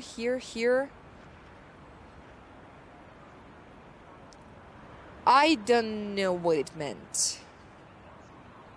The magazine of RDSGP, yes, so it is being read, and I love that cap. It's very beautiful. Yes, so we are discussing the spectators because we've got nothing to discuss in drifting. But the spectators will be discussing us later, and I'm sure that the spectators do it all the time.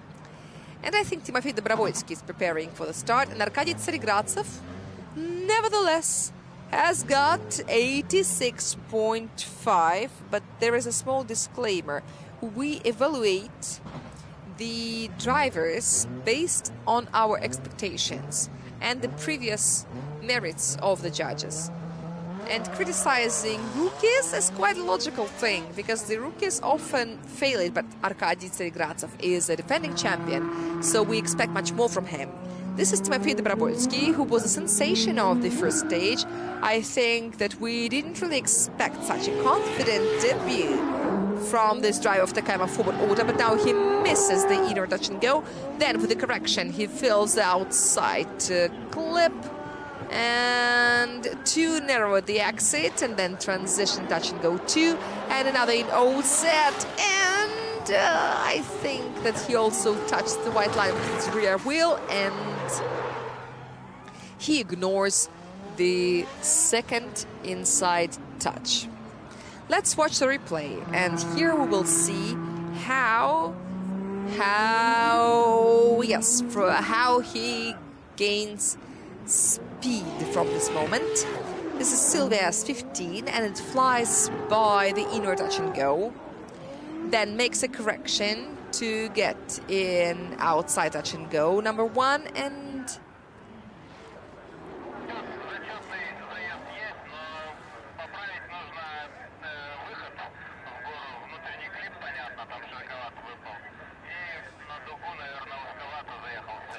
this is a resultive run, but the curve was a little bit too narrow, and of course you need to correct the inside clip, as you know, says the spotter. This is Denis Ponomarev, the spotter of Takayama Forward Auto team. And that is his opinion of the run, and it would be interesting to listen to the radio at the same time as we watch the runs. It would be fun. He didn't like miss it, but both inner touch and goes were kind of missed. Okay, maybe, yeah, the speed was okay. It was 147 kilometers per hour, not something over the top, but perhaps for this very run it was too much to get in the right line. Damir Diatulin is waiting for his turn. And we saw the rhinoceros horn, and this is the nickname of Lexus IS of Damir Diatulin, Rhino. And okay, this is time to see Damir Diatulin. During the practice session, I was trying to recall everything I remember about Damir, about his usual manner and his usual habit. And this far, it is not like harmonized, because I'm used to hearing the JZ roar, and now it's the GMLS7. And now Damir Diatulin, I think, was outside the white line and touch and go one, and once again he's totally tempting Maxim Akhtyamov with more penalization. And oh no, he does press it, but then for some reason everything just stopped. This is a 0 for such an impressive run. I think it is the same that happened to Roman Tivadar, with the only difference that Roman Tivadar had old tires that he used for the second time, and Damir had fresh tires. So what can we tell? Damir Diatulin has one attempt to save himself, and I really doubt that that he's gonna have problem with that. And this is Danilas Karabagata from Time Up team. He's a very experienced spotter. Now he is a driver with very impressive statistics, because he's performed at very little stages, but he always got maximum of each of them. He has been on the podium, and now he's getting used to this Nissan S15, but unfortunately this is a 0. This is an absolute 0. No research is required. This is Anton Dmitrienko style. And yes, this is a totally 0. Let me remind you that Danilas Karabagatov missed the entire Thursday of training. And Timofey Dobrovolsky missed half of the training session yesterday because his engine and gearbox were being replaced. Something is very anxious about this look. Danilas Karabagatov had a couple of very good runs in the morning, and no one doubted anything, but probably something happened to the driver or the car. I don't even know what's worse, but I just hope that his second run is better. And this is Grigory Gusev from Lukoil Racing Drift Team, and he misses the inner touch and go. Then he does a sharp transition with a correction after, which totally mitigates the sharp transition, and then another correction, another. And I think that even without the drift dynamics, you can tell that this is too narrow. I don't recognize Griha. I don't recognize him. Just like you said that Maxim Grossmas is impossible to recognize today, the same can be said about Grigory Gusev. Who's that guy? Who's that guy? Go out and then come back again as you're supposed to.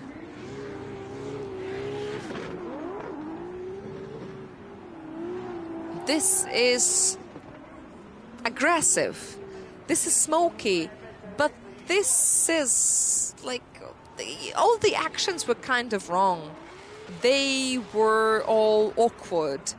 They were all clumsy. And of course, I say it judging by what I know about this driver and his experience. Grigory Gusev is a very experienced driver, and he also performs in our DS Europe in Lukoil Racing Drift Team, and he performed very well in the first stage, and he was in top 8.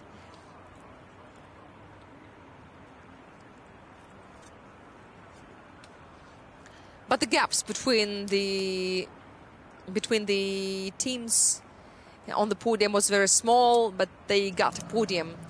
this time in RDS Europe. But, well, you can tell that's only 60 points. Very little left of the 100 that you could take to the finish. But you know why, you know why. This is 60 points more than 0. This is not bad on one hand. You are not missing the top 32. But, well, this it contradicts what you expect to see. And this is Alexei Vakhtin from VS team, the V of the VS team. And this is his first qualifying run. The full throttle, he showed some really cool practice runs, and I saw them myself, and this looked very different from this.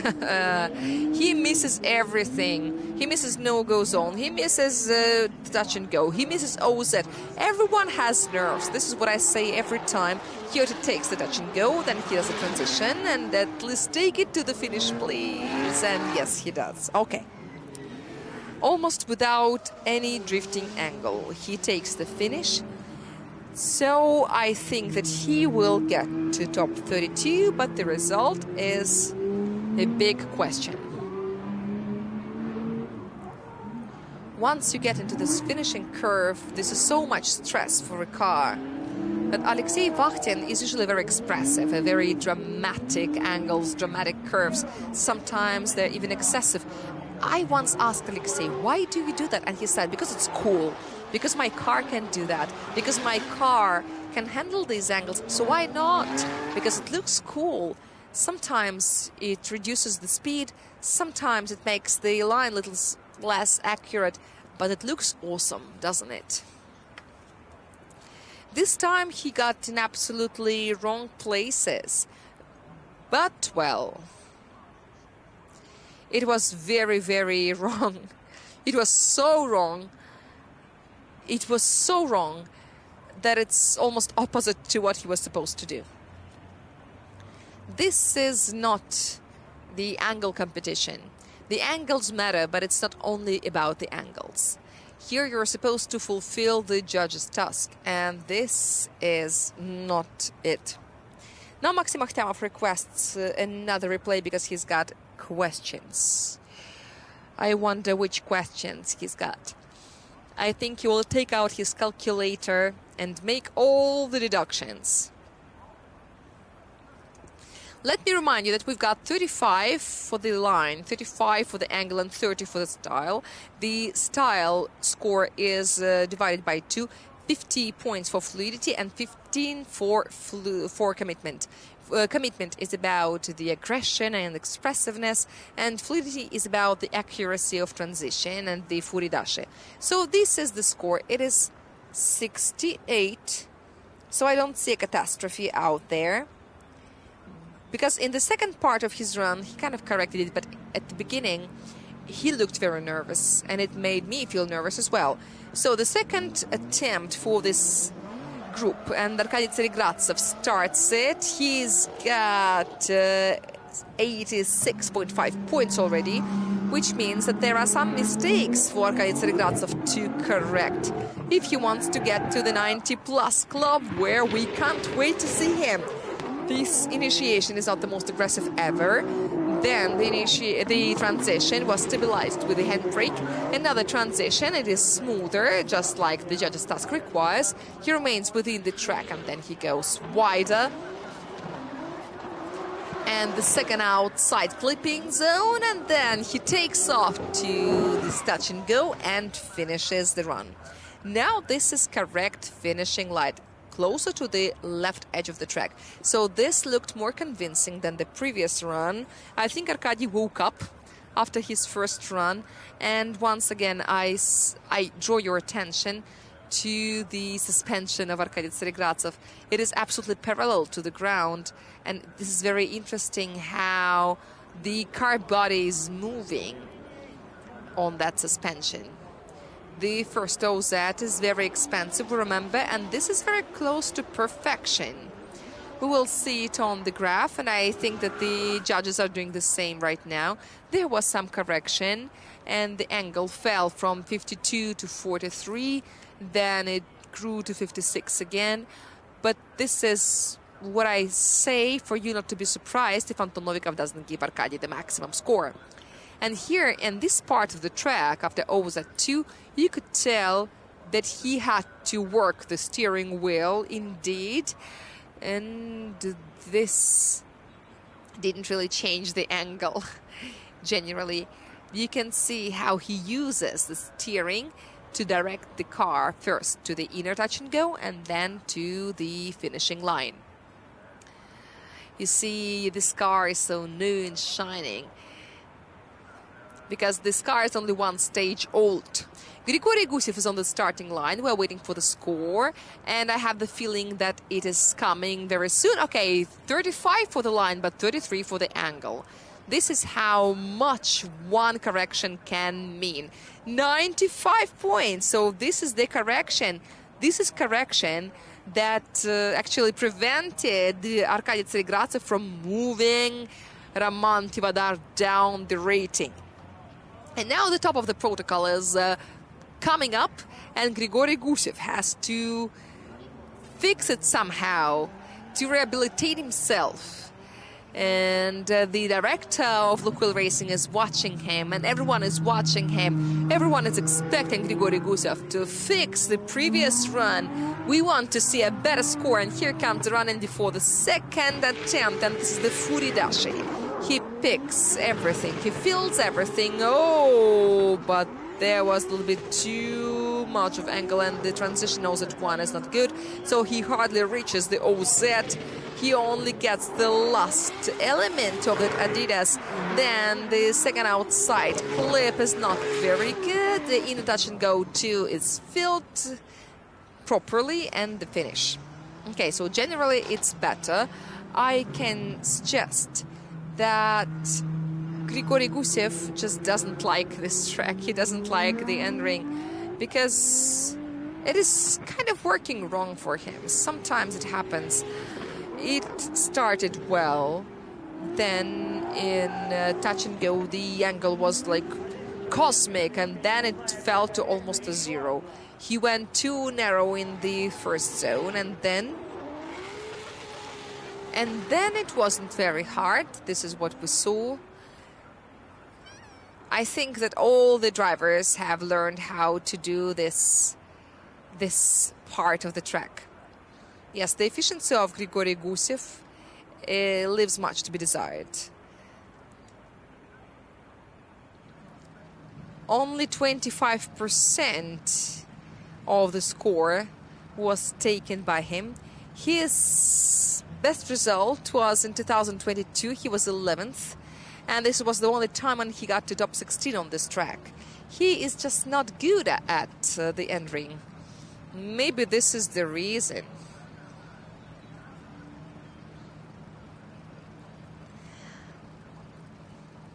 We're waiting for the results for the second run, and I think that we will see it very soon.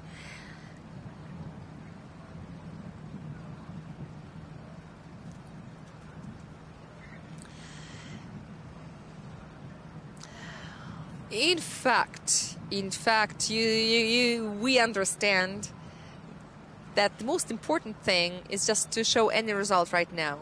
Of course, every driver wants to find himself on the top of the protocol, but I think everything is so mixed right now that even being on the top doesn't change anything. Okay, 78. 78 points is an improvement.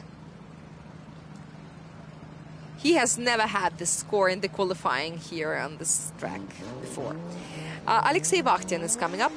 He had 68 because of his excessive commitment.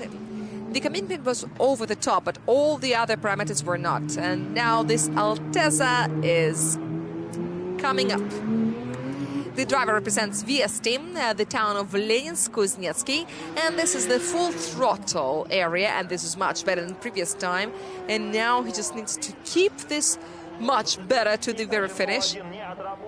He doesn't work through the touch and go. He goes around the O's at 1, and only the last element of the Adidas was taken. The second is taken after a very sharp transition. He misses inner touch and go again. So there are so many deductions. There are so many things happening. First of all, lots of things are happening. And secondly, lots of milestones of the track. There are lots of milestones on this track. Maybe only Ryazan has more, but Ryazan is generally a more intensive track because the distance between the clipping points is less. Alexei Vakhtin wasn't very good in the first set, and this is the most expensive part of the score. This is like Kamaz big area, and we will see Kamaz show today and tomorrow, by the way. Here I make a little announcement, a little spoiler. I'm sure that all the spectators are waiting for it, looking forward to it. This is gonna be very interesting to watch it and to comment on it. Okay, so what I can tell is this run is almost a mirror reflection of the first one. This is almost the same, but what was bad became better, but the better things became worse. So this is the mirror reflection. Everything is now vice versa. Now he just needs to get the better of both and take it to top 32. Take the best of the first, the best of the second. I'm sure that the score wouldn't be very high because there were lots of mistakes, lots of flaws. 68 points. This car, Lexus IS 760, is nicknamed Rhino. Its door is vibrating, and you can see the clouds reflecting in the glass. Looks beautiful. And the judges are still thinking about Alexei Vakhtin. And while they're thinking, let me remind you that the general sponsor of Russian Drift Series is a VTB Bank. And the official sponsor is a premium motor oil manufacturer, iMall Company. And also remind you that we've got the official souvenir and clothes shop, RDS Shop. You can find your style there on RDS-shop.ru. Also on this shop you can purchase the magazine that we issue every stage. And every stage we are working very hard on it. Yes, this is the magazine. Please show it to us once again. It's great, it's beautiful. If you don't have it, buy it and go to the parade because it's very convenient for collecting autographs. This magazine is exclusive and there are not so many copies, so get yours on time. We also mentioned the Kamaz Masters team. Okay, but we will speak about it later, because here we've got the score of Alexei Vakhtin. Now this is 63. We didn't really expect anything to improve. So this was not a good mirror, it was a broken mirror. Damir Teaturin, let me remind you that he has a 0 for the first run, because he lacked a little bit. He couldn't get to the finish, but I hope that this run, maybe not the most impressive one, but I hope that he saves himself, because this is a driver we want to see. We want to see him in top 32, just not a 0. This is what we want. And tomorrow he can risk it as much as he wants. The suspension is also very soft. This is where it comes from. This is the origin of all the soft suspensions. Oh, the front axle is shifted and almost the entire car is outside, but Damir Teaturin takes the situation under control. They're always at 2 and there is a lot of steering happening. But thankfully this is the finishing line and he is there. Okay, he did it. He is there, thankfully. And I was very anxious when this situation in all set 1 happened. But now let's analyze it. The initiation was pretty reserved, pretty compressed, because we know that Damir can make them wider and stronger. And this is like a safe run. Here I was very nervous, but still he kept the car under control. And then the transition 1, transition 2, and you can see how the car is shifting from one side to another. This is Lexus IS 760 with the GML's S7 engine. And Damir also mentioned that 755 horsepower is not enough for him. He would like to have more. And as for the V8 versus JZ, Anton Klimko says that JZ is more emotional, and Damir agrees. But he still cannot tell which engine is better or worse for him. In 2019, Damir Datulin won the qualifying here, and in 2021 he got second place here. He never won any stages at Nring circuit, but if we see the percentage, then more than a half of the qualifying points he got here at Nring. So he is usually good at this circuit, and he is supposed to be better. He knows this track very well. Here we need to mention that when we're speaking about the percentage of the qualifying, this is not the percentage of the score, this is the percentage of the points for the rating. So 25 would be the maximum. Danilas Karabagatov, who surprised us, he is coming on his second run. He is not getting to the health group, so probably that was a little eclipse of the driver, not a technical eclipse of the car, eclipse of the heart. And now we're waiting for the score of Damir.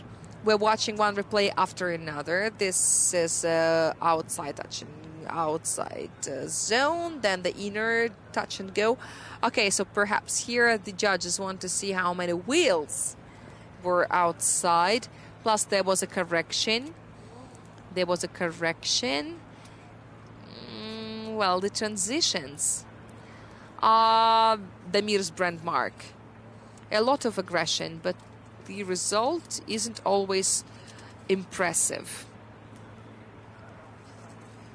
But it was almost 70 degrees. This is too much, because I remind you that the judges don't want to see more than 55. This is why the angle is called medium there.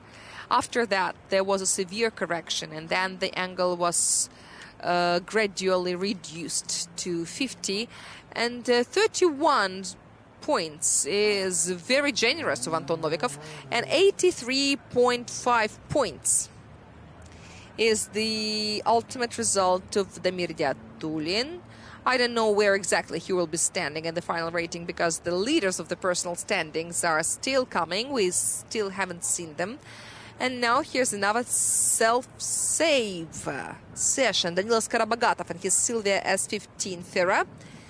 This is its nickname. This is the car that Leonid Schneider drove last season. Okay, so this is number 70. Number 70 is the code of Tomsk city, because Danilas Karabagatov comes from Tomsk. Okay, this is the initiation. Too much of angle, even though it was still within the permitted limits. And he also reaches the outside touch, and then he has 2 wheels outside, or even 3, I'm not sure. Then he comes back to the track, which is very good that he managed to come back. And then take it and do it. Okay, we can breathe out. The line was too narrow, the touch and go, but what I want to remark is that if the car is outside the track and knows it won, especially in the second part of it, then that green paint that you can see on the edge of the track, it's pretty slippery. And sometimes the car is pulled outside, outward, and you've got to make a lot of effort to take it back. Lots of drivers make fatal mistakes there, and lots of drivers lose all the 4 wheels there, and leaders trying to run away from chases get in the trap. And Danilas Karabagatov did everything it took for the car to remain on the track with at least 2 wheels. You can still get some score even if you have 3 wheels outside, but 4 is a 0. This is what we should keep in mind. But in this spot exactly, it is very risky, because the car is slowing down very intensively, and it may really ruin it all. But this time, Danilas Karabagatov is lucky. you can see... Wait, do we have any losses? Anatoly Sherbak is still under the question. He is now in the health group. He is the only one in the health group this far. So we do not have any losses this far, except for Sergei Kabargin, who has technical failure. But all the drivers who are qualifying are still in top 32. No losses is great. If you win the qualifying, I will tattoo your name on my hand, says Alexander Smirnov to Timofey Dobrovolsky. I don't know how good idea it is for a man to put another man's name on a tattoo. Okay, whatever. Danilas Karabagadov has got 78.5 points. Forward Auto once had a situation when Alexander Smirnov promised Roman Tivadar the carbon Kevlar doors to Roman Tivadar if he wins a stage, and he got them, and he got the doors. And if now he promised the tattoo, maybe he will finally tattoo the face of Timofey Dobrovolsky on his back. I don't know. Okay, I hope we don't see it. Now Timofey Dobrovolsky is coming on his second run. Now he can relax because he's got a non-zero result in his first run. And now Timofey Dobrovolsky, a rookie of Takayama Forward Auto and RDF GP, is going on his second attempt. He does a Furidasha with some little correction, then he collects touch and go. Wow, too many wheels outside. 1, 2, maybe 3. Very narrow exit from exit 1. Then he pulls himself together to get to the finish. Some corrections again, and I think that he managed to pick the second touch and go, even though the questions are still too many.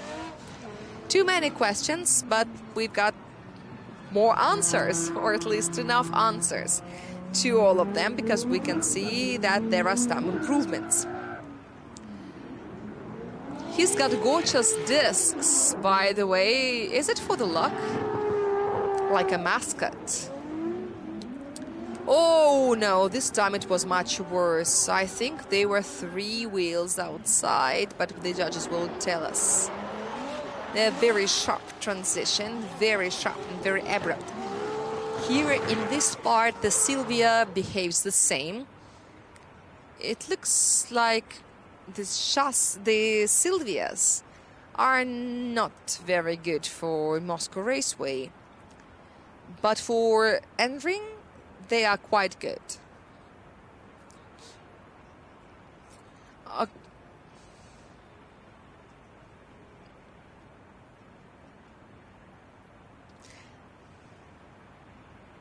But Moscow Raceway is a quite tricky configuration because we use it both ways, uphill and downhill, because we use it on reverse as well. And historically, Silvias are not doing well there, as far as I can see in many events. For some reason, Silvias are harder to operate there. I think this is because of the high speed, maybe some other peculiarities of the McPhersons on the front axis. And while the judges are thinking, we have a little advertising break.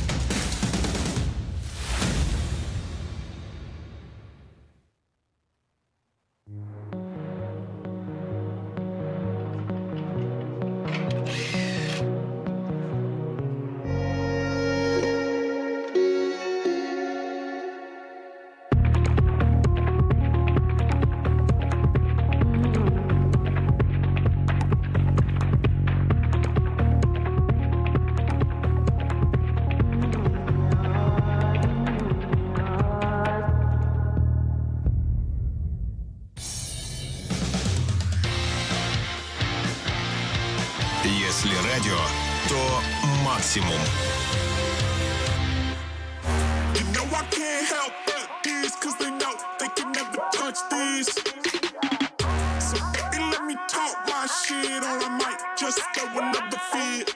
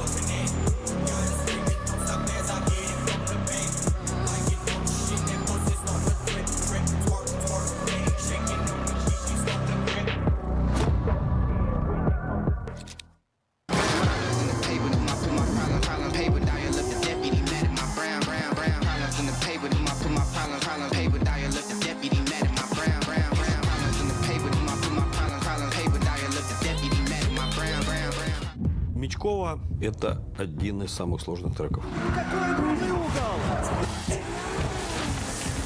Ужасно, отвратительно. Хуже у меня в жизни не было. Ну все, опять весь сезон будем гореть.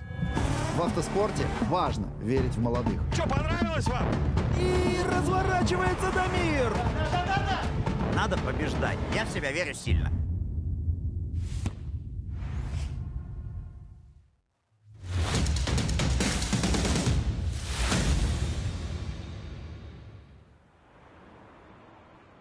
And we are back to Nring circuit, which is located in the Nizhny Novgorod Oblast. We had a little technical break to upgrade the marking on the asphalt, and now we see the score of Timofey Dobrovolsky, 80 points, so no tattoos for Alexander Smirnov. Thank God. Okay, so the painting works are still in process. We do it traditionally before some big and important runs that influence the qualification protocol, because we want everything to be very, very precise. We want a lot of competition in the qualifying, and the more competition we've got, the more details there are for the judges to consider. And now let me remind you that the leader of the personal standings is Anton Kozlov, who won the first stage in Moscow, and a lot of things happened for the first time. The victory of Carville Racing, and the first racing on BMW 30, and the first victory of Anton Kozlov. And we did a lot of statistic research to see how many times rookies won such stage. Then it was Kristaps in 2010 when he came to St. Petersburg for the first time. And it was just a big site in front of a big mall, and he suddenly won the stage there. So that club of rookie winners, there are 4 people. That is Kristaps Blushs. Then that is Nick Knock, Nicholas Bertens, and also, who else? Arkady Tseregradzev, by the way, in 2013, also here in Nring circuit. And now this time, this is Anton Kozlov.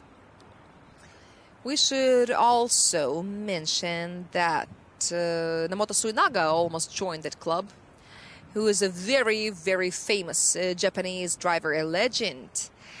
But he failed because in Sochi, it was, what year was that? It was 2017, I think.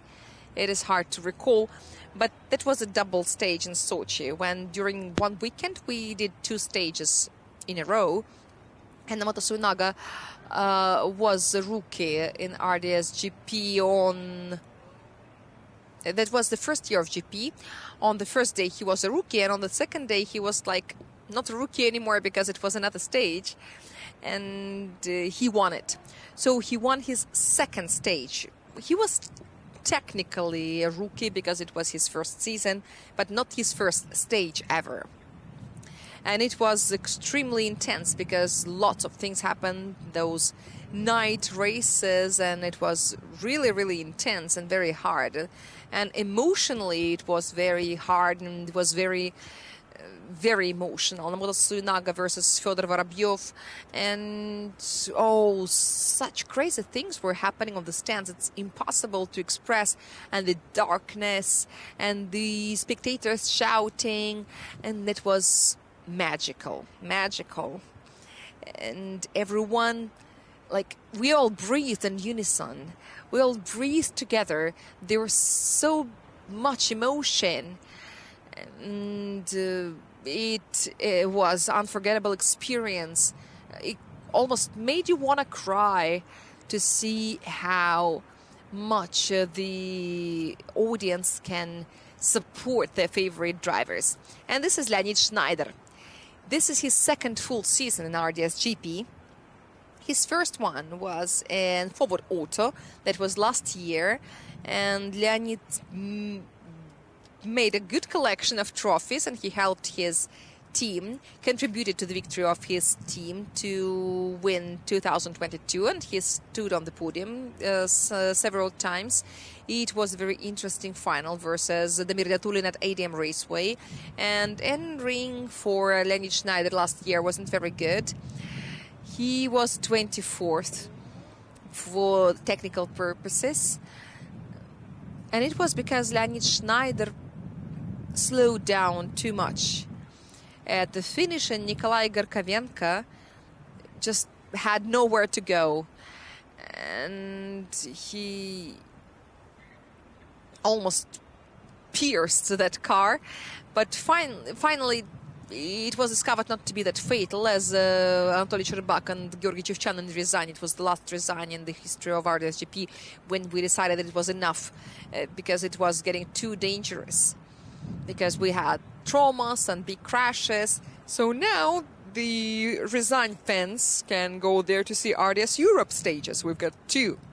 And speaking about RDS Europe, next week we have it at ADM Raceway. Everyone watching us in Moscow, in the Moscow Oblast and the nearby cities, I invite all of you. This is going to be very intensive. This is going to be very emotional and very interesting, maybe even more interesting than in GP.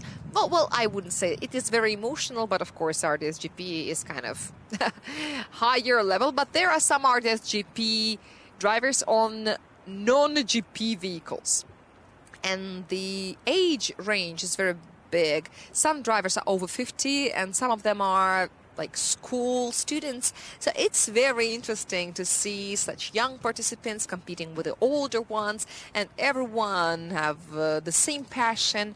Everyone have the same desire to get on the podium. So this is exciting, absolutely exciting to see the future meeting the present, to see drivers who do not want to go to GP for some reasons, because this is the top league and it is very demanding from the financial point of view, from the emotional point of view. And here I'm very delighted to see how RDS Europe is developing, because we do need this nutritive medium to discover new talents. And one of such talents is Denis Sarakaput, who was on top of Europe last year. Now he's in the Coil Racing Drift team in GP. He is very young as well, and it opens very big future for him. So this is a very important thing, that is GP2, GP3 for Formula 1, for example. And after the first stage of RDS Europe in Resign, we discovered new talents, which is Anatoly Cherbak. Yeah, young talent, another young talent. And Dmitry Dobrovolsky, I'm ironically speaking. Congratulations again, he's in top 3. He is wounded, he was damaged but not broken. Wounded but not broken. He got to top 3, which was a very big achievement. And now Leonid Schneider is finally ready to begin. He's ready to begin the runs of the 5th group. He represents Time Up team, and this is the founder of Time Up team. This is Toyota Mark II with 2GZ GTE under the hood, and now he is doing full throttle. This is how you do the initiation. Touch and go is taken, and he remains within the track. He did some jumps on the way to touch and go, but here we are having a problem. Oh, whoa, whoa, whoa, whoa. It looks like the power is gone, because I can hear the engine working, but there was a very strange position of the left rear wheel. If we see a replay, we will be able to see it. So of course this is a 0. But when you are looking for a reason of such behavior, you can find lots of things. And here is the boss of Nring circuit, Georgy Chevchanin, who has never said that this is a favorite track, but even without him saying that, we can say it from statistics. He has won stages here 7 times. So this is the 12th stage for Georgy Chevchan's Autodrome, and 7 times he won. And this is his qualifying run number 1. This is initiation with very impressive angle. Very nice transition and touch and go 1 and another 1. Also very sharp, even though it wasn't required according to the judge's task. But he doesn't lose any speed here, and touch and go 2 is also taken. Another sharp transition. He presses the gas at the right moment. And now he gets the touch and go. He does it, and no one doubted he would. Here I only wanted to mention that the first debut of Georgy Chevchan in RDSGP was here at Nring, and it was a fiasco. Back then, Gotcha was almost invincible. He almost never lost, but back then he lost to Maxim Kostychik in top 32. And now we're watching his first qualifying run of this stage, and he is doing well. No comments required. Of course, the judges will find some little flaws, even though, well, maybe they won't. I don't know. But I would use this run as an example, as a reference. This is as good as your practice sessions. Tell me about the grip.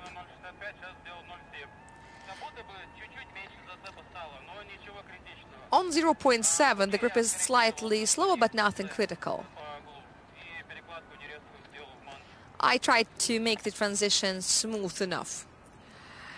Yes, and this really looks so, because his angle was 58 and it fell to 36, and it was 42 and 43, but the angle is supposed to be stable and medium. Let's see what the judges can say about this.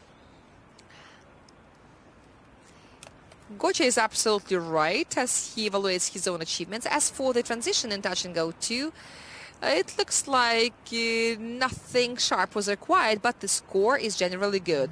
Some penalty in this style, but this is 93.5. And Gotcha is not very happy with himself. But it looks like this is... it was not spotter giving information, but the driver giving information. But, well, the feedback really matters. And this is Anton Kozlov from Ulyanovsk, representing Carville Racing, driving BMW E30. This is Probabka, nicknamed vehicle. A very interesting combination. BMW E30 with M60 B40 engine. And this is a very careful initiation, which is okay for the first attempt, and he will do something with it. Then the transition in OZ 1, and very carefully filled from beginning to the end. Another transition into OZ 2, and now he only goes to the finish through the inner touch and go. There was a little angle correction, which could be penalized. And we remind you that the angle in OZ 2 is big, but then it was reduced. Anyway, what I can tell, well, getting back to the recent news, Leonid Schneider goes to the health group. He obviously has a technical problem, and we can see Anton Kozlov directing his super light BMW, which weighs 1,130 kilos from one angle to another. And you can see how the wing is rubbing against the wheel, and the arc, it basically touches the wheel, and it adds more smoke. It's like a turning machine. But I think that the smoke is not of the criteria for the judges. It is obviously not. But of course it adds more...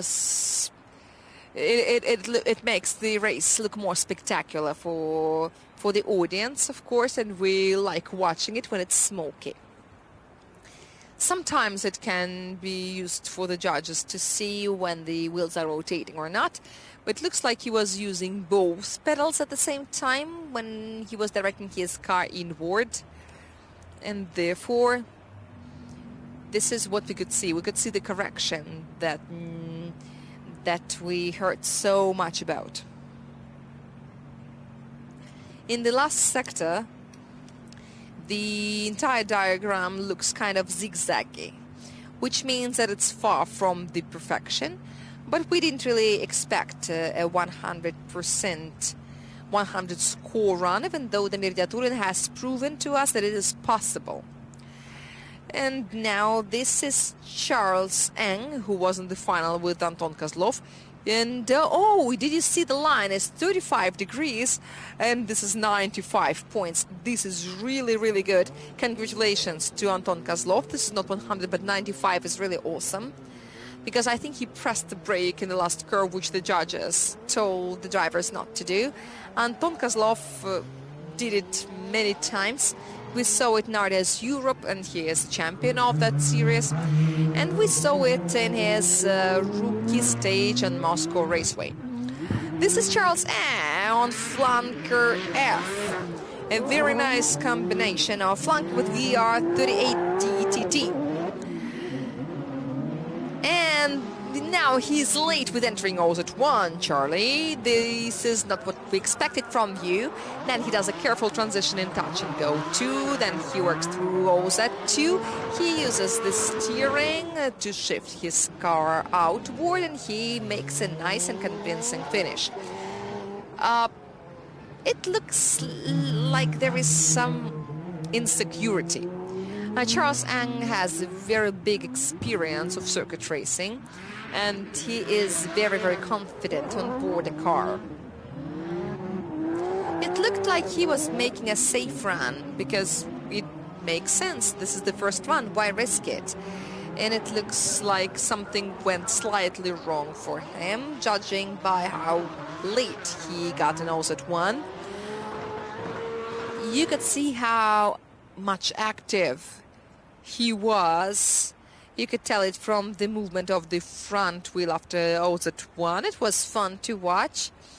He did have to work it to keep the car under control.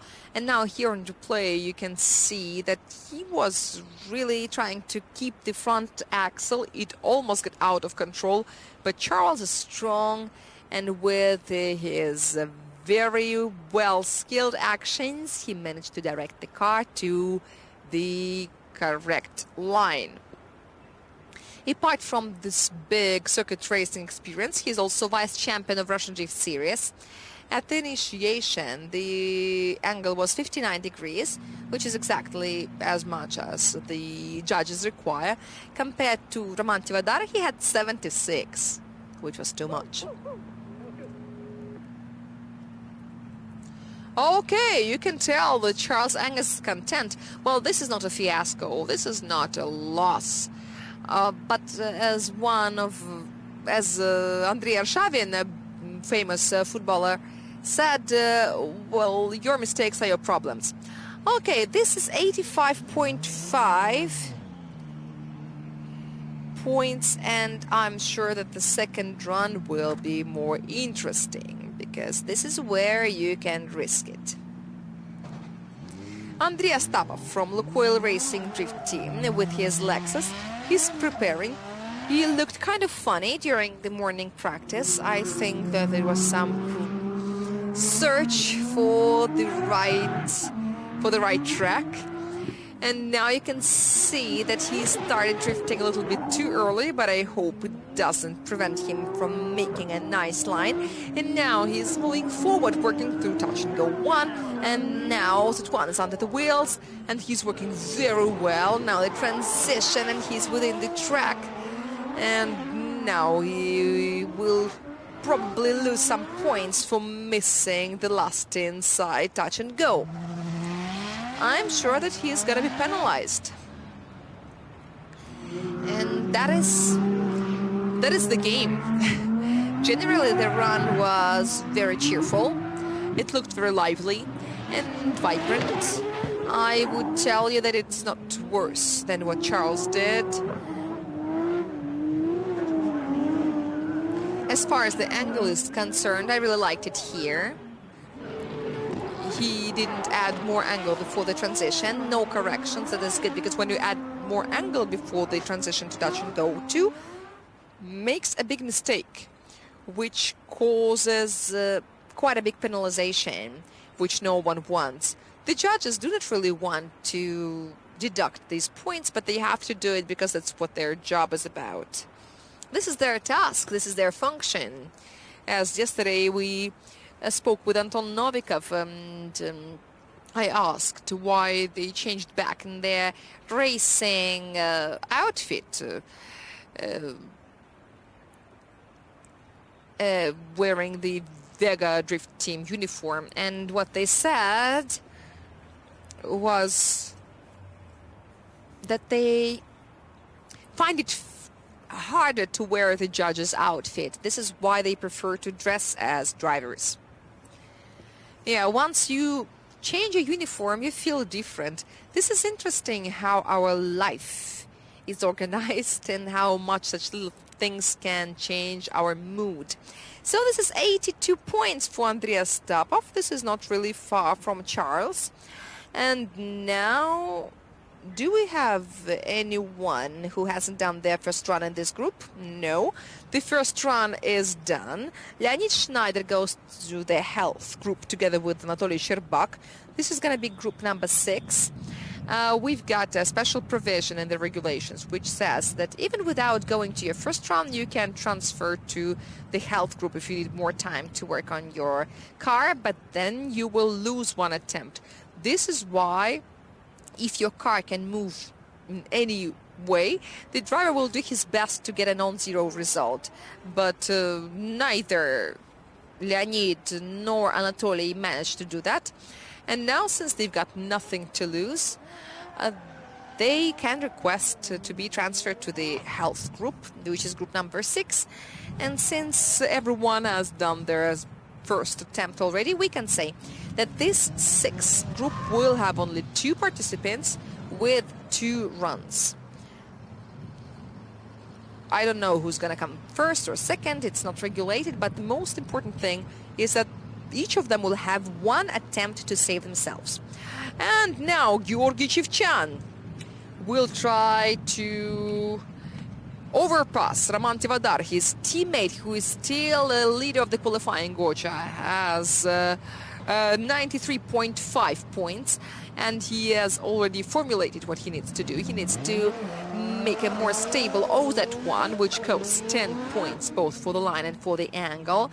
Gocha did it perfectly as far as the line is concerned, but he made some correction of the angle, and the judges noticed it, and they gave him the appropriate score. And this is now the Furidashi, very nice looking. And now the first transition into touch and go 1. And Georgy Chivchan hardly reaches it with his rear wheel. And now he makes a beautiful transition to OZ1. Both the entry and the exit is too narrow, and suddenly something goes wrong. Georgy Chivchan surprises everyone with a hyper sharp transition. Did he listen to the briefing? He is not supposed to make a sharp transition there. He's not supposed to do it. He's not supposed to make it that sharp, but he did, and he's got a 0 for the second run, and now he is 4th in the rating. Okay, he's an artist. This is his vision, perhaps. And he is a very creative drifter, very creative driver. Indeed. No, I'm not overheated. But I think the curve was slightly different, and this is why the transition also felt different. It was a backward. Anyway, it was a backward. We don't deny it.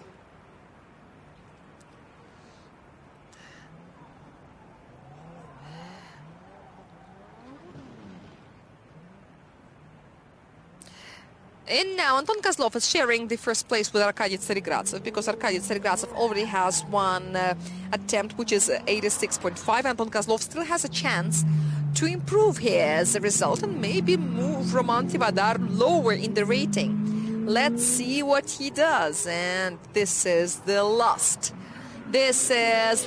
run of for Anton Kozlov in the qualifying. Wow, a beautiful initiation. Come on, come on, come on, come on, do it. Remain within the track, and he does it. Then he does a transition, and now he loses at least one wheel outside the track. That is very disappointing. And then he works very accurately. No, no, no. More losses, more penalties. -2, 2 more. And of course, he takes it to the finish. And I think this is like 4 penalties at least. Maybe even more, maybe -7 or 6. We will see it now. Now we'll see how the judges evaluate these double mistakes within the same clipping zone. As far as the run is concerned, it was pretty good. I was very sad to see these mistakes, really, because I had a little hope that he might become the new leader of the qualifying, because you always support the rookies. You support them even more, especially the successful ones who did very well at the first stage. You want them to go on. You want them to continue such success. We want to find a new, powerful and stable driver, because it takes a lot to win 2 stages in a row, and I hope that Anton Kozlov really proves to be a very serious, powerful and stable driver. No one doubts his talent, no one doubts his industriousness, but once you are in the top league, it becomes more challenging, and it's more challenging to repeat. But there's one more important factor: stability of Anton Kozlov's runs means that his potential competitors have the last chance to get somewhere there to the top of the rating, because if they make 2 mistakes in a row, with the stability of Anton Kozlov, it will be very hard to keep up with him, and it will require some help from Anton Kozlov, and I'm sure that he will not do it. So all of us, Gocha, Arkady Tseregradzev, and Charles, and Damir, and Evgeny Losev, all the strong drivers who we usually consider to be favorites, need to pull themselves together, concentrate, and show some good performance and stop Kozlov. And he is not the guy who is easy to stop. I'm sure that he is very strong and he's very determined. You can tell it from his previous achievements. And now we are waiting for his score for the second run. Of course, we're not going to see anything impressive, but let's imagine that if he had more determination, if he had more accuracy, he could really nail it. Because making such a 90-plus performance is a very rare skill that very few drivers had. A lot of interesting things we're about to see, and Charles Ng with his 85.5 points for the first run is about to start his attempt number 2. And the judges are still counting. While the Charles is standing there, his tires are cooling down, but he looks very cheerful and very energetic. Okay, 90, 29, 34. Okay, this is 85. 85, yes, so he loses 10 points. So what we've got 1.5 points for the worst attempt. Bring Arkady Tseregradzev to the second line. Roman Tivadar is still the leader, and Anton Kozlov is the third. But Charles can interfere, and we're about to see him. He is playing some rock and roll on his steering wheel. He is actually a guitarist, but I think that he has some drum out there, because he cannot take a guitar in the cockpit. Okay, Charles Ng. We've got 2 more runs of the regular qualifying, which is Charles Ng and Andrei Astaf. And Charlie is beginning his run in. He represents Starter Stars IMO team, and this is the curve. Very carefully he goes around the cones, and here you go, full throttle. And here you go. Let's see whether he can surpass himself in his own achievement. There is Roman Tivadar as a milestone, and it's a reference point, I would say, and a very nice and precise Furidashi. And here he sticks to the white line. This is a very nice broad curve through all at 1, and the second is, come on, come on, come on, do it, and no, there are some wheels outside, but no, nevertheless, he pulls himself together, and he takes the inner touch and go, and he reduces the angle, because this is what he has to do according to the judge's task. But that wheel may be the repetition of Arkady Tsaregratsev's performance.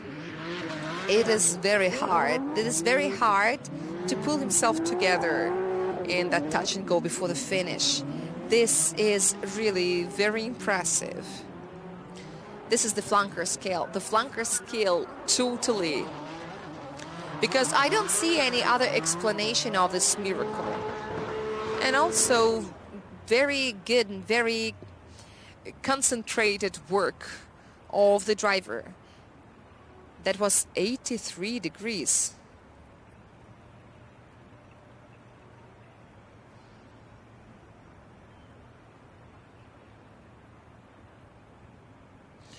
He remained within the framework of like pretty satisfying performance, but you know, it's very disappointing to see when it happens towards the finish. Two wheels outside, obviously, and what we see is that this is a very big shock for the suspension. Previously, when I watched broadcasts, I don't know whether it was about the positions of the cameras or something else, but it looked like the track is flat. But now when I'm live here, I can see that it is obviously very, very slanted. You really go uphill out there.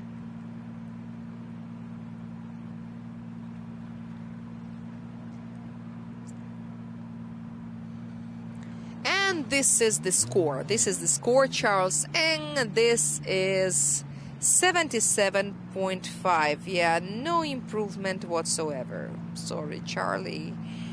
No improvement, but still this is a decent result. 85.5. This is something about 6th place. And this is Andrei Astapov, and I think that this is the last run of this regular qualifying, as we call it. Andrei Astapov. And then we will see the health group performance.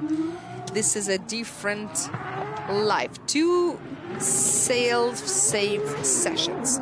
He's got 82 points in his track record, so now he can show us all the risk, but that is a very bad transition. Before OZ1, but the line nevertheless is not very bad. Touch and go 2 is filled, then he does a transition and he works through OZ2 very well. He remains within the track. He gets the second touch and go, but narrows down the line near the finish, which is not very cool.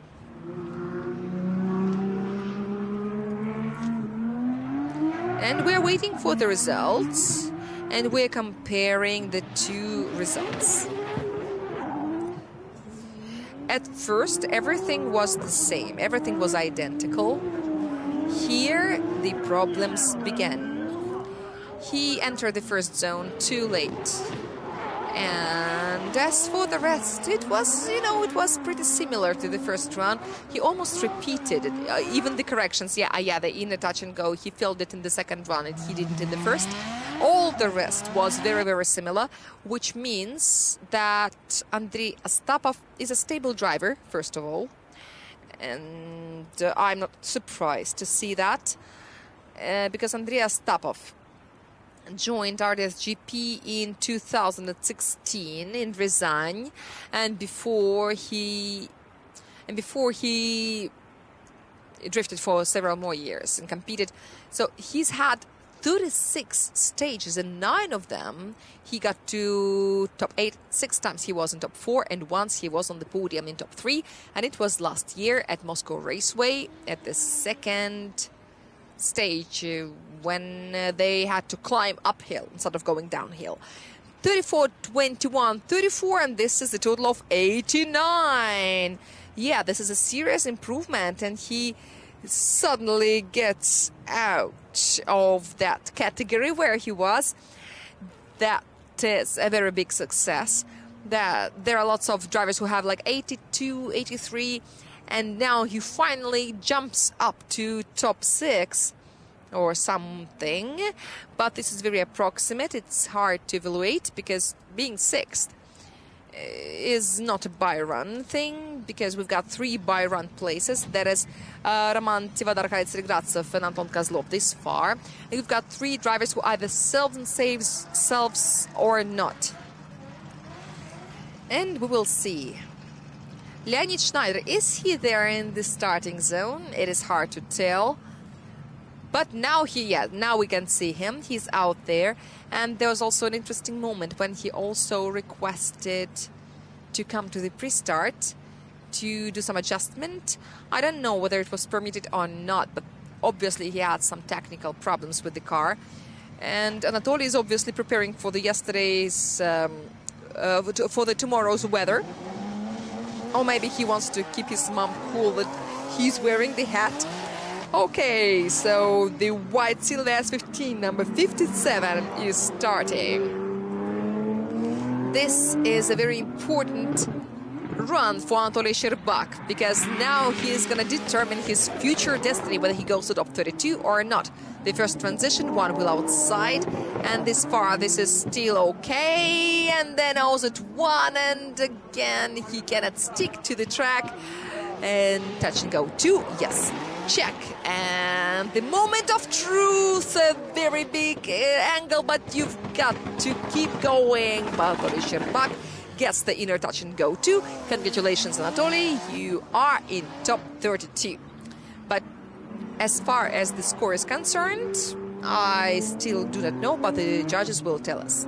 Anatoly Sherbak does a lot of sim drifting, and he told me that he wants his real car to be similar to his sim cars. And I don't know whether he can achieve it with this S15. But I know that Anatoly Sherbak is pretty confident, and he looks more and more secure on board this car.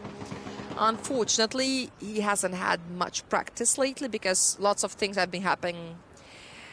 But as far as we can see from his steering wheel work, it doesn't really look like sim drifting.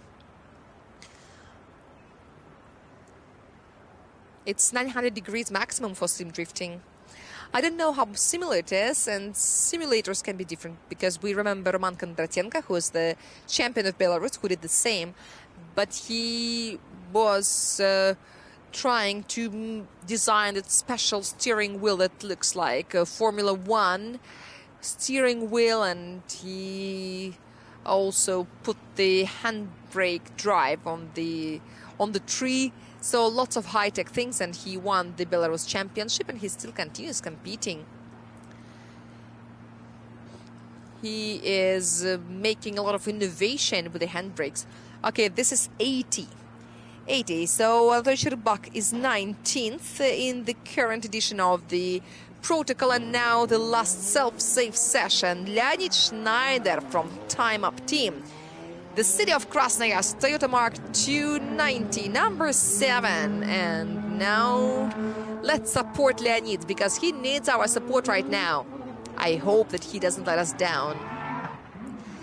And now he is doing the initiation, very nice and careful, not too sharp, just like the first transition. A lot of fluctuation of the car body that makes me feel actions. And it almost falls in the deep angle, but then he works proactively to keep the car stable. He makes the last transition, and yes, he gets the inner touch and go, and he finishes more or less nicely, and we make a big round of applause. This is a productive run, an aggressive run, and this is a powerful run made by Leonid Schneider. He wasn't intimidated by the possible problems. He didn't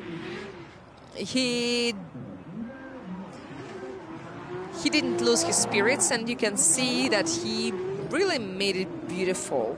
Yes, maybe a little bit narrow at the beginning. Maybe he missed the first stripes of OZ1, but then you can see that he got back to his senses, and he got right in OZ2, and then he reached the finish also well. And I really wonder how much time our judges need to issue the score, and how much time we need to draw the conclusions. And I remind you that the opening ceremony will be at 2 p.m. After that, we have an autograph session, and after that, we're getting closer to our sports program. It will begin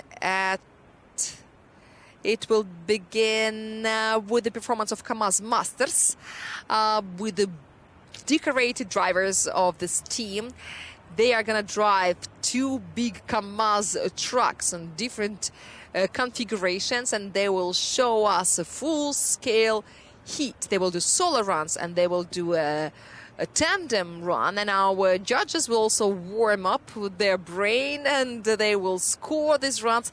This is going to be a lot of fun, and this is going to be great. This is going to be awesome and spectacular. We saw them practice, and this is amazing. Leonid Schneider gets the score that he deserves, which is 84.5. He's 12th in the qualifying protocol, and that is great performance. Leonid Schneider, congratulations, and congratulations to Roman Tivadar on his victory in the qualifying round. Which one is it for him? I'm not sure, but let me tell you about Arkady Stegratsev, 95. Anton Kozlov, 95 as well, but he's third. Then Georgy Chevchan with 93.5. Nikolai Gerkabenko, 92 points. The sixth is Andrei Astapov with 89. Evgeny Losov is the seventh. Then Denis Migal is the eighth with 86 points. Very well. Then comes Charles Eng with 85.5 points. The 10th is Anton Klimko with 85 points. Then Vladislav Shubadyurov is the 11th, and Leonid Schneider jumps to the 12th line with his only run. Then Dmitry Yermokhin has got 83.5 points. Damir Yatulin is the 14th after the 100 points at Moscow Raceway is not very convincing. Anton Dmitrienko is the 15th. Then comes Nikita Shikov. The 17th is Denis Tsarkaput with 82 points. Then Timofey Dobrovolsky is the 18th. Then Maxim Grossman is the 19th with the same score. Anatoly Shcherbak, also 80 points, but he is the 20th. Then comes Ilya Fedorov with 78.5 points. And Danilas Karabagatov, Vladislav Popov, and Grigory Gusev is the 24th. And Ilya Popov is the 25th, Boris Abramov is the 26th, Alexei Vakhtin with 68 points is the 27th. Then comes Stepan Azarov, and Yevgeny Spirin is the 29th. How many victories in the qualifying does Roman Tivadar have? He has only one last year at ADM Raceway, so this is his second qualifying victory, and this is very good, very nice achievement. Roman Tivadar will be the first to compete in top 32, and he will have no competitor. And we say bye-bye for a while. We will meet again at the pre-race show. This will be not very long, but we will try to interview Roman Tivadar and hear what he feels like.